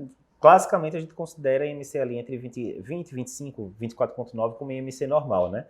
Em idoso, tem alguma diferença isso? Porque tem aquela história que quanto mais a pessoa envelhece, maior a quantidade de tecido gorduroso e menor a quantidade de tecido proteico, né? Sarcopenia, aquela coisa toda, né? É normal, assim, uma que é normal, né? Mas você vai perdendo um pouco de massa magra independente, né? Até com o passar da idade. Mas o valor de IMC, que a gente considera IMC normal para idoso, ele é um pouquinho acima do paciente adulto jovem, né? Certo. Então, a gente tolera IMCs, assim, acho que até 27. Acima disso que a gente considera que é um paciente idoso com obesidade, até porque... com sobrepeso, no caso, com né? sobrepeso. Certo. Até porque existe uma curva mesmo, que é uma curva em U, né? Que mostra que quanto menos... Claro, um paciente com obesidade, assim como um paciente com baixo peso, ele vai ter maior mortalidade nos dois extremos, principalmente no idoso. Certo. Então, esse IMC, ele fica um pouquinho mais... puxa um pouquinho para cima mais no idoso. E lembrar também que o IMC, para o cálculo do IMC, precisa da estatura, e o idoso tende a ir perdendo estatura, fraturas vertebrais, a coluna é curvada, e isso vai fazer com que aquela idosa que chega ali toda curvada, já talvez algumas fraturas vertebrais já aconteceram, fraturas em cunha, ela perde estatura e isso o IMC tende a ficar falsamente mais alto. Mais alto também. A gente deve levar em consideração. Você falou agora essa questão da curva em U e tal. Esse também é clássico, né? Certamente vocês já ouviram falar, Patrícia vê isso toda hora, do paradoxo da obesidade, aquela coisa toda, mas o paciente tem um prognóstico melhor e tal. E cada vez mais, a gente tem um artigo que a gente resumiu do GEC, eu acho que 2018 ou 2019, que é uma grande falácia essa história do paradoxo da obesidade, que seria o quê? Eles falam muito em insuficiência cardíaca. Paciente com insuficiência cardíaca, que tem um IMC, né, entre 20 e 35, né, que aí já pegaria a obesidade grau 1. Ele tende a ter um prognóstico até melhor do paciente que tem IMC menor do que isso, etc. Né? Como se a obesidade fosse uma coisa boa, né? E a gente sabe que não é, né? O que acontece geralmente é que o pessoal que está ali no grupo mais baixo já está com caquexia, né? Isso. Às vezes já tem outras comorbidades, tipo câncer, né? Isso. Exatamente. Então, assim, paradoxo da obesidade, isso até caiu na prova de título 2019 de CARD, mas é uma falácia, na verdade, né? O que os estudos mostram mais modernos é que não existe, né? Em relação à pressão deitada, 170 por 60, lembrando que é uma paciente que tem tontura e tal, né? Tá alta, sistólica, né? E pressão em pé, depois de 3 minutos, 150 por 50. E aí, Daniel, caiu 20 milímetros da sistólica e 10 milímetros da diastólica. Primeiro, por que é importante a gente medir a pressão? Segundo, a gente mediria, mesmo que essa paciente não deitada em pé, mesmo que essa paciente não tivesse tontura. E terceiro, fecha critério ou não para hipotensão postural, isso aí. Então, respondendo primeiro se deve medir ou não. A gente deve medir rotineiramente a pressão deitado e levanta ali a rigor 3 minutos após a posição ortostática para a gente detectar se o paciente tem hipotensão postural, que é mais comum no idoso. Né? O idoso tem, com o passar dos anos, a gente vai perdendo um pouco dos nossos reflexos, da sensibilidade dos baroreceptores, né, nos grandes vasos, e o reflexo de autorregulação tende a ser mais deficitário no idoso. Isso favorece a hipotensão postural no idoso. Tá? E, principalmente, no idoso que usa vários antihipertensivos, usa outras medicações, como eu citei, que é a tiapina, que leva também a hipotensão postural, furosemida, né? Então, a gente deve rotineiramente aferir. E Dona Júlia, que tem fator de risco para a hipotensão postural e que está apresentando tonturas ao se levantar, possivelmente por conta da hipotensão postural, aí é que a gente deve medir mesmo. Tá? E como é que a gente dá o diagnóstico por definição de hipotensão postural? Quando há uma redução de pelo menos 20 milímetros de mercúrio da sistólica ou 10 milímetros de mercúrio da diastólica, ou alguns ainda colocam um aumento da frequência cardíaca ali acima de 30 batimentos por minuto. Lembrando que no idoso, a sensibilidade desse parâmetro, frequência cardíaca, é mais baixa, porque o idoso tende a ser... Desautonomia, assim, desautonomia, né? Ele tende a ser mais cronicamente beta-bloqueado, digamos assim, né? Então, esse parâmetro da frequência cardíaca é mais falho para o idoso. Então, essa paciente tem, claramente, sim, uma hipotensão postural, mas aí é interessante também, lá, para a gente frisar armadilhas de aferição de pressão arterial no idoso. Né? Quanto mais idoso é o paciente, maior a chance dele ter rigidez importante da parede arterial, e isso pode causar, eventualmente, a gente pega no paciente idoso, muito idoso, com rigidez da parede, a gente pode ter uma pseudo-hipertensão. Né? É aquele paciente que tem uma sistólica muito alta, que não é tão alta assim, ele é um pouco mais baixa, mas por conta da rigidez da parede arterial, a gente continua sentindo ali o pulso do paciente, e aí pode ter uma pseudo-hipertensão arterial. Então, isso é comum. Quando é que a gente deve pensar na pseudo-hipertensão arterial? Principalmente quando o idoso está ali com a sistólica muito alta. Normalmente a hipertensão do idoso, tipicamente é a hipertensão sistólica isolada, hipertensão arterial sistólica isolada, mas a gente pensa em pseudo-hipertensão quando o paciente tem hipertensão sistólica isolada, muito alta, que não tem lesão de órgão-alvo, né? E que quando você começa um tratamento, ele faz muita hipotensão postural, faz muito sintoma. Opa, talvez ele não tenha essa sistólica, e aí você pode fazer ali a manobra de Osler, que é você insuflar o manguito até o final, e você ainda assim continuar sentindo, palpando a artéria radial. Né? Então lembrar de pseudo-hipertensão para esse paciente. Certo. E aí, eu já vou inserir aqui a discussão. Está com 170 por 60. Digamos que foi a pressão sentada, né? Que é o que é o preconizado. Lembrar que tanto a pressão deitada quanto em pé não é o preconizado. O preconizado sentado, digamos que deu um intermediário, 160 por 60, certo? Então, ela já usa um catatal de medicação, né? E aí, como é que é hoje em dia essa questão do alvo? 86 anos, vamos classificar ela como frágil. Daqui a pouco a gente vai ver como é que faz isso. Mas eu acho que não tem muita dúvida, né? Paciente dependente para tomar banho, para comer, enfim. Perda de peso, massa muscular baixa. Numa paciente frágil, como é que você gera geriatria? Daqui a pouco eu digo da cardiologia para ver se bate os guidelines, mas como é que é o alvo de pressão que vocês consideram hoje em dia? Vou jogar paciente 20 por 70 ou não? Diz aí. Essa é a pergunta do milhão, né? O alvo ideal de pressão no idoso, mas é o seguinte, mais uma vez, quanto mais frágil o idoso, maior a necessidade de individualizar a conduta, né? Para um idoso, quanto mais frágil é o idoso, mais conservador a gente tende a ser na meta terapêutica, certo? Se é um idoso robusto, ísdo, bem funcional... Robusto não porque seja gordo, mas... robusto porque tá inteirão, inteiro, né? A gente tende a ser mais agressivo, ter uma meta de pressão mais rigorosa, ali, abaixo de 3 por 8, certo? Seguindo muito os resultados do sprint, né? Do sprint trial, né? Isso.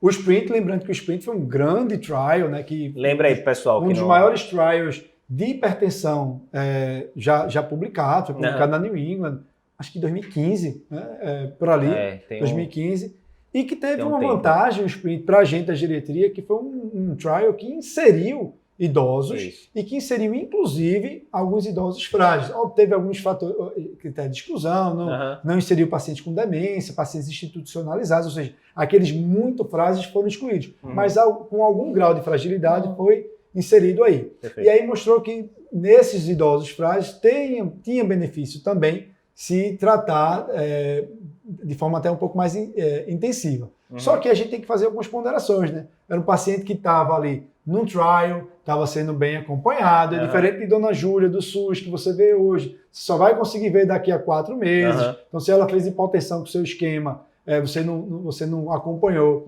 rigorosamente. Então, a gente tem que colocar um pouco para a prática da gente. Mas, se é um idoso robusto, ali uma meta mais agressiva de 13 por 8, 13 por 8,5, está ok. Um idoso mais frágil, a gente coloca ali uma meta de sistólica em torno de 150. Perfeito. Tá? Perfeito.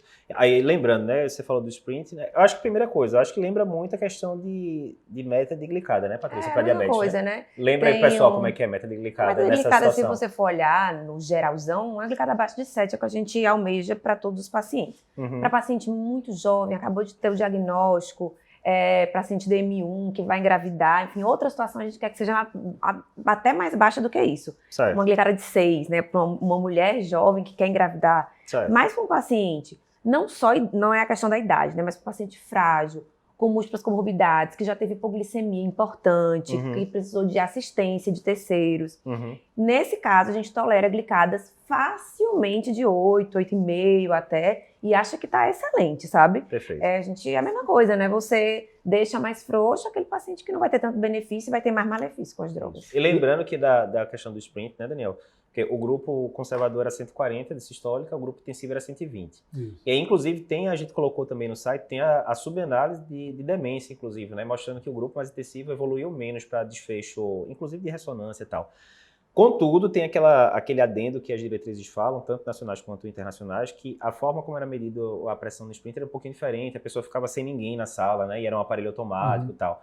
Então, daí que o 120 do sprint virou 130 nas diretrizes nacionais e internacionais, né? Tem gente que critica, que fala que devia ser 120 mesmo e tal, mas inclusive a diretriz brasileira fala que de forma geral... não é para baixar abaixo de 120, Não né? é para baixar abaixo de 120 por 70, especificamente. O 70 seria mais por causa do risco da curva J, né? Diminuir pressão de perfusão coronária. Mas é discutível isso. Isso é discutível, né? Isso. De todo jeito, essa paciente aqui, digamos, que era 160 por 60 de pressão, ela sentada...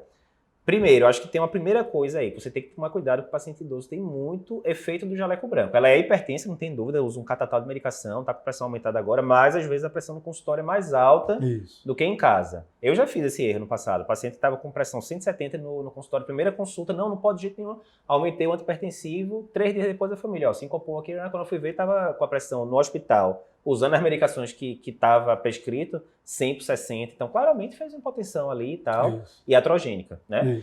Então, a primeira coisa é ter cuidado com isso. Se a família tiver ali, às vezes, sempre orientar a família, né, para trazer o aparelhozinho de pressão, você checa lá, enfim. Primeira coisa é isso. Segundo, você não vai querer jogar essa paciente idosa frágil para 120 de sistólica. Não vai. E não vai, e ainda que você opte por tentar otimizar esse controle, lá, é importante a gente frisar aqui também, no idoso, a gente não deve ter pressa para chegar no alvo, certo? Porque como eu até citei aqui, a autorregulação de fluxo no idoso, ela é pior. Então, se você reduz a pressão muito rapidamente e vai para o alvo, para a meta terapêutica rapidamente, você pode piorar a função renal desse paciente, esse paciente pode fazer mais hipotensão postural. Então, você não deve ter pressa para chegar no alvo. Você deve chegar no alvo ali ao longo de algumas semanas a meses. Certo? Então, isso Qual é a história que vocês falam, que você até falou na live já da gente? Start slow, but go, Esse né? é outro axioma na geriatria. Start slow, go slow, but go. Ou seja, comece devagar, progrida devagar. Agora, se o paciente está tolerando, vá até o alvo terapêutico. Perfeito, né? Perfeito. É mais importante a direção do que a velocidade, exato, né? Que exatamente. Da produtividade, né? Beleza, outra coisa que o pessoal pergunta muito, Daniel. Digamos, essa paciente 160 por 60. A sistólica não está na meta. E a diastólica, na verdade, tá até abaixo do que você quereria, né? É bem comum isso em idoso. Aí você fica com medo, porque, putz, eu sei que a hipertensão sistólica, digamos que é um novo diagnóstico, não usava medicação nenhuma. A gente sabe que a hipertensão sistólica isolada aumenta o risco de evento, porque antigamente achava, não, isso é do idoso, de boa, né? Muitas décadas atrás, né? E viu-se que não. Lembrando que no começo, o diagnóstico de hipertensão era dado pela diastólica, década de 50, 60, depois surgiu a sistólica. Então a gente sabe que aumenta risco, mas a gente fica com medo da questão da curva J. Tudo bem, eu vou jogar a sistólica de 160 para 140, show de bola, mas a diastólica pode cair de 60 para 48, lá. E aí, tem algum antipertensivo que na geriatria você consiga manipular? Assim? Veja, isso é uma situação que sempre a gente também prescreve tremendo na mão. Né? Eu vou dizer que a gente da cardio tem medo também. Então, se vocês tiverem... A gente dá a mão e fica tremendo junto aqui. Né? Você deve tentar evitar algumas medicações que são piores no idoso. Por exemplo, ela está usando aqui clonidina, né? Vasodilatador arterial direto, também a gente deve evitar. As 4 classes de drogas que normalmente a gente usa e que foram, inclusive, as mais estudadas nos principais trials de hipertensão no idoso foram BRA, né? IECA, tiazídico e bloqueador do canal de cálcio. Né? É o que a gente tem mais de... Aí a gente vai escolher de acordo com uma paciente diabética, é um IECA ou um BRA. Já tem doença renal crônica. Já tem doença renal crônica, IECA ou BRA. Né? Então, bloqueio do canal de cálcio, normalmente a gente vai de boa, com mais tranquilidade, né? Mas é tentar evitar drogas inapropriadas, para o idoso, e tentar ir objetivando chegar na meta da sistólica devagarzinho, para que isso não repercuta tanto ali, diminua demais a diastólica, mas esse medo sempre existe e a gente deve ficar atento também. Resto do exame físico sem grandes alterações, certo? E aí ela já traz pra gente alguns exames complementares. Vou começar dos mais simples, exame de sangue, né? A gente já falou, creatinina de 0,9, dá um clíce ali na hora que a gente bota tudo ali, deu um clíce de 40. A gente não calculou não, eu tô dizendo que vai dar 40. E veio, que mais? Ureia de 67, TSH de 6,5, com T4 livre normal. E aí, amor, vai ganhar aqui mais um... Vamos dar mais uma medicação pra pobre, né? Ela vai chegar com 12 medicações, vai sair com 13, como é que é o esquema aí? Vai tirar, né? Primeiro, né? Esse quase, assim, para quem está escutando, então o TSH levemente alterado com T4 livre normal, a gente chama de hipotireoidismo subclínico.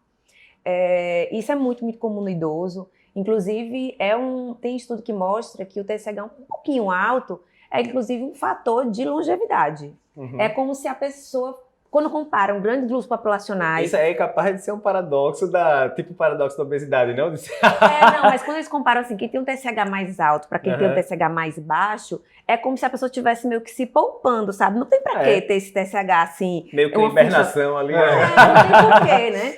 Enfim, mas... Então é muito comum no paciente idoso esse TSH aí nesses valores. E aí, assim, primeira coisa, segunda coisa, terceira coisa é repetir. Né? Endócrino é sempre isso, né? Mas, assim, mais de 30% dos pacientes, quando você repete, isso aqui normaliza sozinho. Uhum. Então, é muito comum ter flutuação, mesmo função tiroidiana no paciente. Você ganha um tempinho para estudar o assunto também, já consulta e assim, outra, muitas vezes, e vai normalizar sem você fazer nada.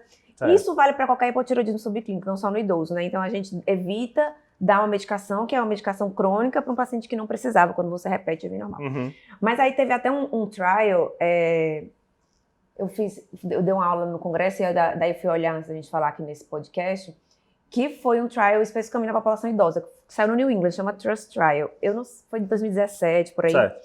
E ele avaliou reposição de levotiroxina no paciente idoso. A média de idade desses pacientes eram 75 anos. Uhum. Então já é assim, né? Quase estaginário. E aí eles viram que a reposição de levotiroxina para essa população que tinha uma média de idade de 75 anos e que tinha hipotireoidismo subclínico não mudou em nada o que ele avaliou, que era índice de qualidade de vida, aquela força de hand grip, mortalidade, não mudou em nada. Teve crítica? Teve. Teve muito pouco paciente com TSH acima de 10, que a gente sabe que TSH acima de 10 realmente a gente tende a tratar. Certo. Ele não avaliou anticorpo. Então, quando o paciente tem anticorpo positivo, é mais um indício que, poxa, ele deve ter uma tireoidopatia de verdade. Uhum. Então, ele não avaliou anticorpo e ele não avaliou índices de mortalidade, assim, sabe? Mas foi um estudo, nessa população, assim, septuagenária, assim, um estudo bem clássico, né? Uhum. Que permitiu que a gente falasse, realmente não tem necessidade de você estar tratando hipotireoidismo subclínico com tanta sede ao pote. Eu desprescrevo muito também. Levotiroxina em paciente idoso, assim, quando eu não sei por que iniciou. Mas ele iniciou por quê? A senhora lembra quanto era o TSH inicial? Não, disse que era um pouquinho alterado. Eu tiro e vejo o que vai acontecer depois. Se tiver anticorpo... gente, na carne. Não, essa mildarona que se tiver um anticorpo positivo, porque o anticorpo não vai desaparecer, certo? Então, uma vez o anticorpo positivo... Não, você está dizendo, eu acredito, eu não sei. Não, o anticorpo positivo ele é um marcador da disfunção tiroidiana. Então, se nessa paciente, por exemplo, eu podia até pedir anticorpo para ela, trazendo uma próxima consulta, junto com a repetição da função tiroidiana. Aí ela vem com anti-TPO, anti-tireoglobulina bem positiva, ela fala, não, ela realmente tem uma disfunção tiroidiana, vai valer a pena tratar. Mas ela vem com um anticorpo negativo, não sabe por que iniciou, toma uma dosezinha baixa, às vezes eu tiro e vejo o que vai acontecer. Não vai acontecer mais nada demais, se subir, começa a tratar de novo, sabe? Mas é uma coisa a mais para você tirar. Mas resumindo, se for um paciente com TSH acima de 10, você tende a tratar. Certo. Com exceção daqueles extremamente frágeis. Depois de repetir, né? Certo. Depois de repetir. Se for um TSH entre 4 e 6, você esquece, finge que não é com você, é do idoso. Certo. Aí você pode considerar que é meio da idade, digamos assim. Tá. E se for entre 6 e 10, você vai pensar. A tendência é deixar quieto. A tendência é deixar quieto. A não ser que o paciente tenha, por exemplo, um sintoma meio inespecífico, você fala, poxa, será que vale a pena eu fazer uma prova terapêutica? Ou então tem anticorpo muito alto? Aí você avalia cada caso se ele for fit ou se ele for frágil, sabe? E aí, então, mas pronto, digamos que fosse 12. E lembrar que Dona Júlia tem um FA, né? Exato. Isso. Digamos que fosse 12, né? Sim. TSH. Então, assim, pelos guidelines a gente trataria. Mas é uma paciente que a gente provavelmente vai investigar em CFEP, vai ter o eco dela daqui a pouco, a gente tá em dúvida em CFEP, ela já fez congestão antes, já fez FA. Qual seria a dose da levotiroxina que a gente... Eu posso botar lá um 12,5. Posso botar um 6 já para começar? Não, veja, ela se fosse 12, repetidamente acima de 10, mais de uma vez. E aí você sabe que, assim, pode ter alguma repercussão hipotireoidismo subclínico com esses valores acima de 10, né? Se ela for muito frágil, você considerar, né, Daniel vai falar dos critérios de fragilidade, um paciente bastante frágil, mesmo acima de 10, você pode até não tratar, sabe? Certo. Você acompanha essa evolução do TSH. Certo. Principalmente com FA, tudo na jogada, você poderia ficar de olho. Mas se você for optar por tratar, você vai fazer a dose de 12,5, que é a dose mínima que tem. Certo. Tem na farmácia, não precisa estar partindo comprimido. Cuidado, porque é 12,5 e teve paciente já que comprou 125. E lembrando que é micrograma, não tem nem como comprar miligrama, né? Mas lembrar de escrever certo, né? Micrograma, e aí você progride devagarzinho, não tem pressa para essa paciente. Joia. Que são as situações que você fica com mais medo realmente de começar a TSH, ou a reposição com dose maior, é isso, né? Coronariopata, paciente com IC, basicamente com arritmia, só isso, viu? Né? Paciente adulto jovem, né? Você pode começar com 50, 75, de acordo com o peso, de boa. E lembrar também, né, Patrícia, algumas drogas que podem alterar os níveis de hormônios tiroidianos, né? Com a polifarmácia. Isso, então pode... às vezes é um paciente que já estava tomando levotiroxina, porque é comum, né? Certo. Aí ela já estava tomando levotiroxina e de repente ficou esse TSH 6,5. Você fala, vai aumentar. Uhum. Vai aumentar, né? Era o que eu faria. Pronto. Aí ela já estava tomando 25, aí ela tá tomando direitinho, tô tomando bem direitinho. Certo. E aí tá 6,5, aí repete, aí vem 10, aí fala, peixe, eu escutei o podcast. Quando eu escutei e vi que tá bem alto, eu vou ter que aumentar a dose, porque é verdade. Certo. Só que a paciente tá tomando IBP, toma cálcio, porque ela tem osteoporose. Sim, diz aí, BP e cálcio eu não sabia não, como é que é? Vai subir ou... Os basicões, assim, os que mais altera a absorção de levotiroxina é ferro. Certo. Ferro eu lembro. Ferro é mais comum em gestante, né, e tal. Certo. IBP, então, é muito comum idoso, tá tomando IBP, aí tem que tomar em jejum. Isso. Aí a levotiroxina em jejum também, aí toma junto. Aí pronto. Então diminui muito a absorção, porque para a absorção da levotiroxina acontecer, tem que estar num ambiente ácido. Certo. A BP Faz não sentido. tem, né? E cálcio. Então cálcio é muito comum a idosa... Todo mundo vai usar praticamente, né? Com 80 e poucos anos. Não, assim, todo mulher... mundo não. A controvérsia. Não. Pronto, vamos entrar nessa controvérsia, Não, porque tem todo a história mundo não. da... Mas se a paciente estivesse tomando a Certo. reposição de cálcio, e aí é uma coisa que poderia interferir muito na absorção, aí você estaria aumentando a dose de uma paciente que não precisa. Uhum. Ela só teria que ajeitar ali o horário de tomada da medicação, entendeu? Ah, pronto, agora que a gente falou do cálcio, o cálcio é um ótimo tema, a gente tem 2 ou 3 posts sobre isso. Pronto, a paciente tem osteoporose diagnosticada, tá usando alendronato ou não tem ácido nada a ver, zoledrônico. né, aqui com a questão certa. Não, mas fuga ao tema, é bom de ser do podcast isso, que você pode perguntar o que quiser. Tá usando alendronato, ácido zoledrônico, o que é que seja. Aí vinha aquela eterna história, né? Não, a gente sabe quanto mais o paciente vai envelhecendo, se você dá, tem alguns estudos que sugerem que se você dá o cálcio por comprimido, você aumentaria o risco de calcificação coronariana. Sim. Que ela com 85 anos, certamente tem algum grau de calcificação coronariana, né? Mas, independentemente disso, qual é a forma ideal de você repor cálcio para o paciente que tem osteoporose? Na dieta. Na dieta. Na dieta. Na prática, os pacientes conseguem. E aí, lógico, né? Leite, etc. Conseguem. Então, hoje em dia, assim, o ideal é que ela tenha um aporte de 1.000 miligramas, 1.200 miligramas de cálcio na dieta. Não é assim, não é facílimo, mas é factível. Certo. Tomar um copo de leite de manhã, tomar um iogurte ou um copo de leite à noite, um pedaço de queijo ao longo do dia. Ah, mas é só alimento de origem de queijo, porque tem um povo que acha que não é pra tomar leite. Ou tem intolerância à lactose, sei lá, enfim, né? mas tem leite sem lactose que tem cálcio. Mas tem outras coisas que tem cálcio, tipo vegetal muito rico, verde escuro, não sei o que, gergelim. Mas no final das contas é muito pouco, a pessoa teria que tomar muito daquilo. Então são os leites derivados. Perfeito. É muito melhor, é muito mais seguro a pessoa fazer a reposição na dieta. Perfeito. Tomar aquilo como se fosse remédio. Só que tem gente que não toma, tem gente que tem a questão de custo, tem gente que não quer tomar, enfim. Aí nesses casos você faz a reposição com comprimido de cálcio. Mas se o paciente tiver com alimentação rica em cálcio, você pergunta isso, bem melhor. Perfeito. Só para terminar aqui o exame laboratorial, chamou a atenção também um LDL de 130, Daniel. O paciente está usando Simva 40 e está com um LDL de 130. Diz aí, vocês da geriatria, porque a gente da carta tem lá, né? Primeiro, paciente de 85 anos, né? Se você for fazer aquelas calculadoras, primeiro, as calculadoras não são nem validadas para não essa são idade. calibradas para elas idoso, param, né? idoso. Elas param em 79, dependendo da calculadora. Então nem tem. Mas se você, às vezes a gente faz isso, tem 85, a calculadora não vai até aí. Não, vamos botar 79, que é uma... E só pela idade o paciente já entra com alto risco, né? Porque a idade conta bastante, né? Assim, vamos considerar que com esse cenário todo, hipertensão, diabetes, não tem muita dúvida que essa paciente seria de alto risco cardiovascular, né? E aí, sendo alto risco, se a gente fosse ser muito cartesiano na diretriz, seria LDL abaixo de 70, tá bem fora da meta, né? Mesmo usando estatina, né? Como é que é a interpretação de vocês, depois eu digo da gente da CARD, em relação a isso? Metas de LDL no paciente idoso, principalmente frágil, né? Bom, sem ser prevenção secundária, né? Sem ser prevenção secundária. Então, para prevenção primária, a gente tem que lembrar que há espaço para a estatina, certo. Sobretudo se o paciente, como a dona Júlia, que de alto risco cardiovascular.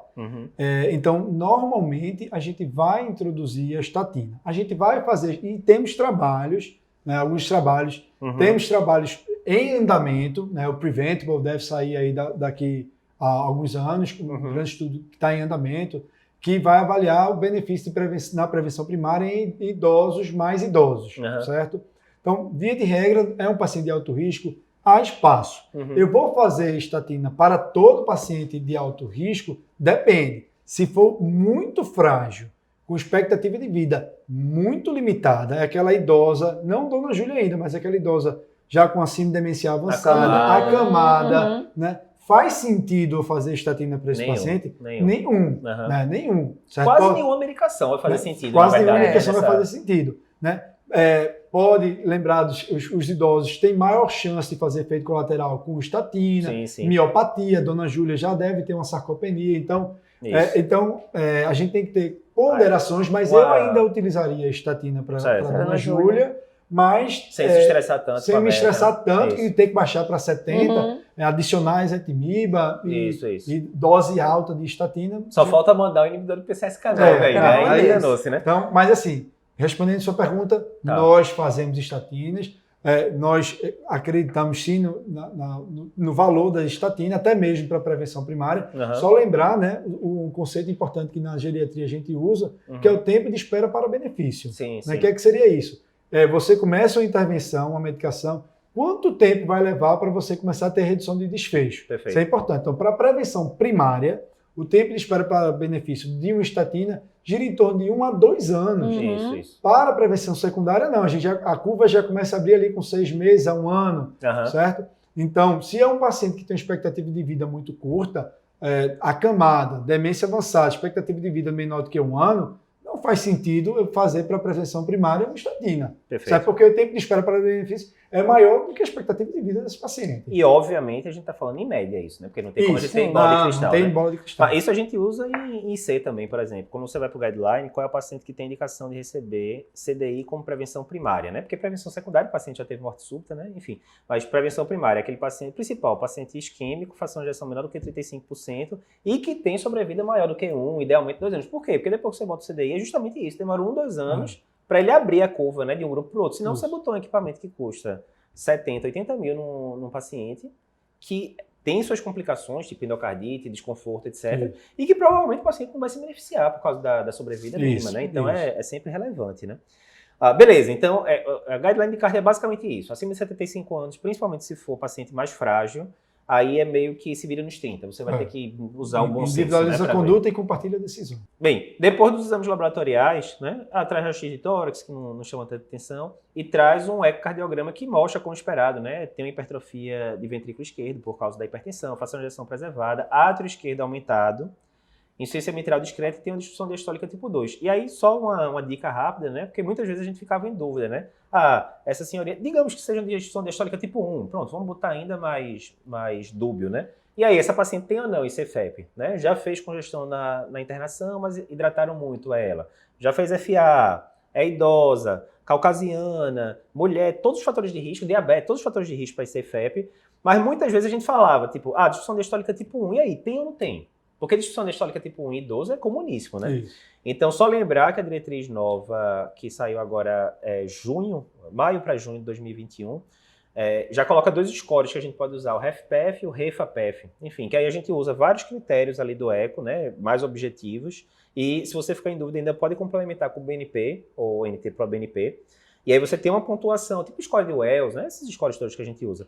E que se for uma pontuação acima de X, você consegue confirmar o diagnóstico. Então, nessa paciente aqui, muito provavelmente, se a gente fosse fazer direitinho, jogar um BNP no meio, já fecha o diagnóstico. Mas aí é bom porque não fica mais aquele ICFEP, interrogação. Não, é ICFEP, ponto final. Né? Até porque a função diastólica, a gente sabe que ela pode ser variável. Depois o paciente pode estar mais seco, ela está um pouquinho melhor, enfim. Então, fica a dica aí.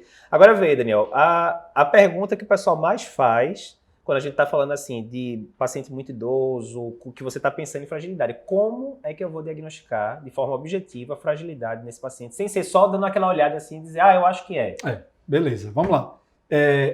O olhômetro, né, chama-se, na literatura inglesa, você vai ver lá o eyeball test. Isso, né? a gente usa muito isso em eco. Eyeball test. O olhômetro, ele é falho. Uhum. A verdade é essa, ele é falho. Se você se basear só no olhômetro, o idoso que é muito frágil, acamado, esse qualquer estudante do primeiro ano vai dizer, esse é um idoso frágil. Muito específico, mas pouco sensível. Exatamente. Né? Mas vai ter aquele idoso que está ali borderline, no meio do caminho, certo? Que não é um Abílio Diniz, mas também não é um idoso com a demência avançada acamado, que você vai ficar na dúvida. Aí, nesse paciente, vale a pena você ir para alguma ferramenta, algum questionário, para avaliar se ele, de fato, tem fragilidade ou não.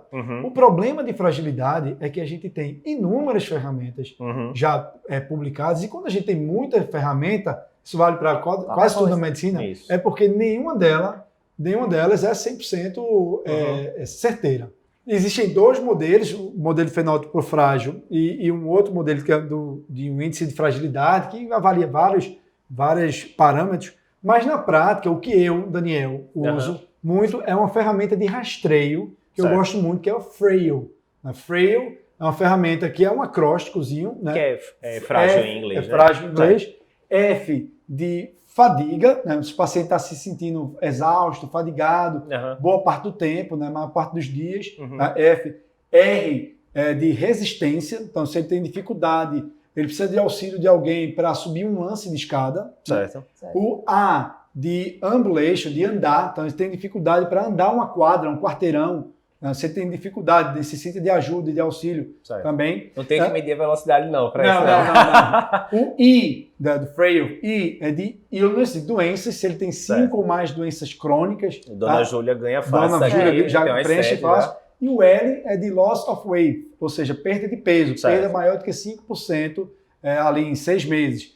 Então, se ele tem 3 ou mais desses critérios, você diz que ele é frágil. Se tem 1 ou 2, ele é um pré-frágil. Se não tem nenhum, ele é um robusto. Ela tem tudo, né? Basicamente, então, né? Dona Júlia, se a gente for colocar aqui no Frail, ela preenche aí critérios de fragilidade. Lembrando que isso é uma ferramenta de screening, de rastreio, que teoricamente você teria que ir atrás de se ele preenche outros critérios, mas que confesso a você que eu não acabo colocando lá esses outros coeficientes. Esse pré-frágil vai ser bem comum. Porque, veja, um idoso, 85 para cima, subir um lance de escada sozinho, dar um quarteirão sozinho, não é a forma mais comum, né?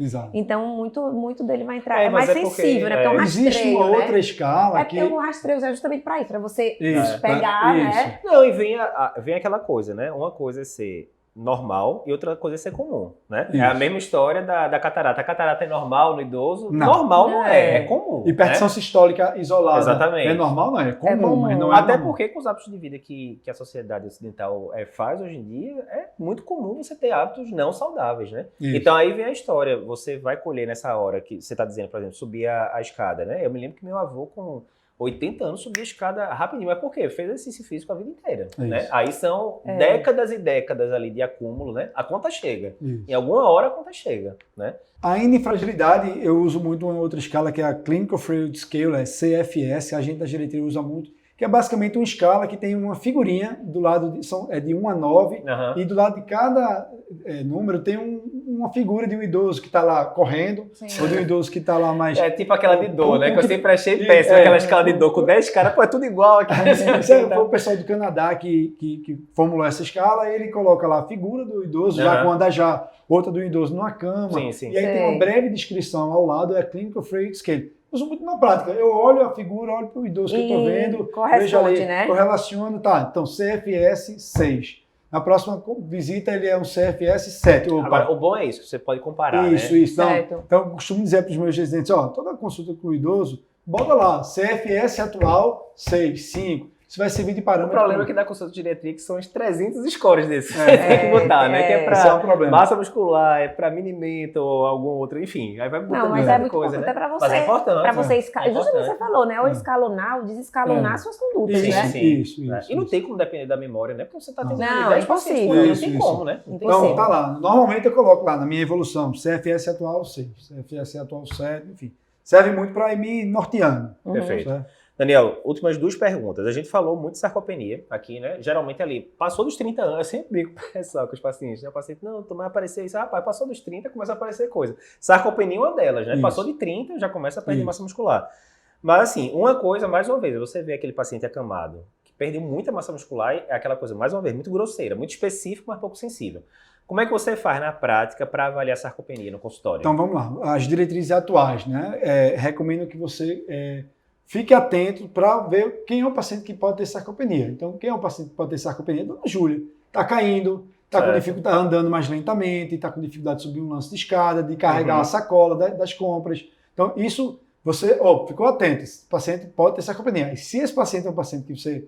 Existe até uns escalas que eu particularmente não uso tanto, que é o SARC-F. Mas, enfim, ficar atento para se tem sarcopenia, se tem maior risco. Se tem maior risco, você vai avaliar, a primeira coisa, você vai avaliar força muscular. Certo. Tem basicamente duas formas de você avaliar a força muscular. Uma é você usar um dinamômetro para você avaliar a força de pressão palmar, o hand grip. O teste certo? do Detran, basicamente. É o teste do Detran, o hand grip. Certo. Aí existe um nível para cada, homem, mulher, dependendo Certo. também do IMC, mas hoje em dia, para ficar mais fácil, mulher 16 quilos, homem 26 quilos, tá? Via de regra. Tá. Ou se você, eu não tenho um dinamômetro no meu consultório, Uhum. ok, você pode usar um teste muito simples, que é o teste do levantar e sentar. Certo. Como é que é isso? Você pede para o paciente cruzar os braços e você cronometra. Você pede para ele levantar e sentar 5 vezes. Certo. Se ele demandar mais do que 15 segundos para fazer isso, ele deve ter uma redução de força muscular. Vixe, isso aí tem muito Muita gente que não consegue. Muito consultório que eu tô Não pensando. consegue. Muito Daí, novo, se ele inclusive. tem redução de força muscular, por um dos dois métodos, ele tem, no mínimo, uma sarcopenia provável. Certo. E você já está autorizado a implementar medidas. Indicar exercício resistido, exercício de força, aumento de ingestão proteica e tudo mais. E para você cravar que tem sarcopenia, você pode avaliar massa muscular. Existem várias formas, você pode usar um bioimpedância, certo? Você pode utilizar o que a gente usa muito na prática, densitometria de avaliação de composição corporal. Certo. Raramente a gente vai usar tomografia e ressonância para avaliar isso. Tá? Então, avaliar o máximo. Tem força muscular reduzida, tem massa muscular reduzida, fechou, sarcopenia. Você pode ainda avaliar desempenho através da força, a velocidade da marcha, o get up and go, porque se ele tiver redução de força, redução de massa e um desempenho reduzido, ele tem, por definição, sarcopenia grave, é um marcador de ainda pior prognóstico. Certo. Né? Basicamente isso. Perfeito. E última pergunta, a gente falou muito aqui, né? Esse paciente não tem expectativa de vida de 1 ano, eu não vou fazer tal coisa, não é? Assim, muito difícil. Mais uma vez, ninguém é evidente, né? Para chegar assim, eu acho... Tem um critério da NEF que eu gostava, quando eles falavam assim, prognóstico em paciente renal crônico. Uma das perguntas que eu acho muito interessante é o seguinte, você se surpreenderia se daqui a 6 meses dissesse para você que esse paciente faleceu? Né? Pergunta surpresa, né? Pois é. Mas na geriatria, como é que vocês fazem para estimar essa expectativa de vida? A pergunta surpresa a gente também utiliza, tá certo?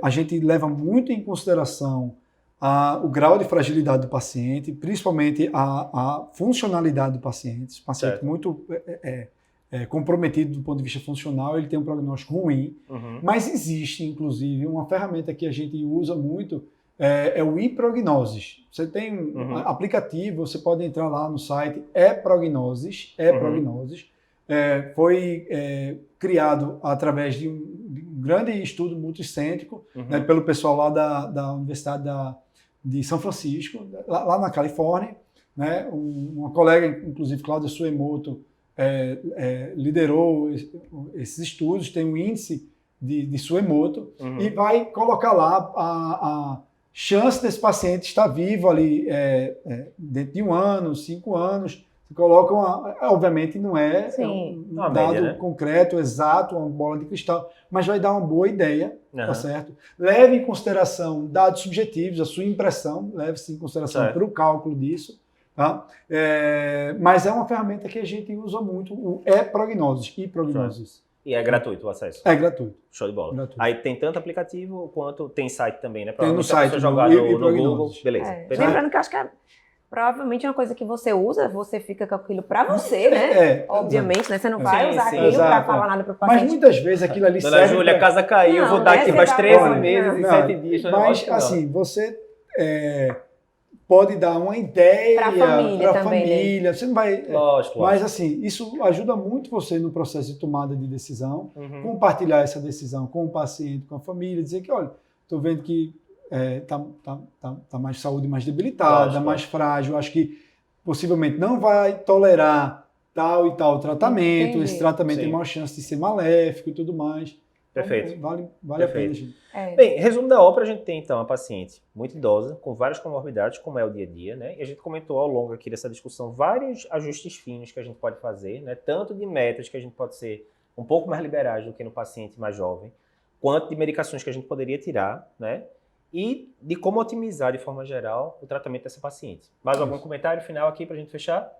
Não, acho que é isso. Acho que Dona Júlia, quantos que nos ouvem, nos assistem agora, tem várias e várias Dona Júlias na sua prática clínica, né? Sem dúvida. Então lembrar de estar com o faro aguçado para identificar um idoso frágil, para tentar desprescrever esse paciente, para incentivar a reabilitação desse paciente, tentar avaliar prognóstico, né, desse paciente e tomar decisões compartilhadas com o paciente e com a família. Perfeito. Se você está vendo a discussão no YouTube, se inscreve no canal, comenta aqui pra gente se está gostando desse formato novo. Se está escutando um podcast, curte o podcast da gente e coloca lá 5 estrelas também, manda aí um comentário pra gente que é sempre bom. Obrigado, pessoal. Obrigado pela participação.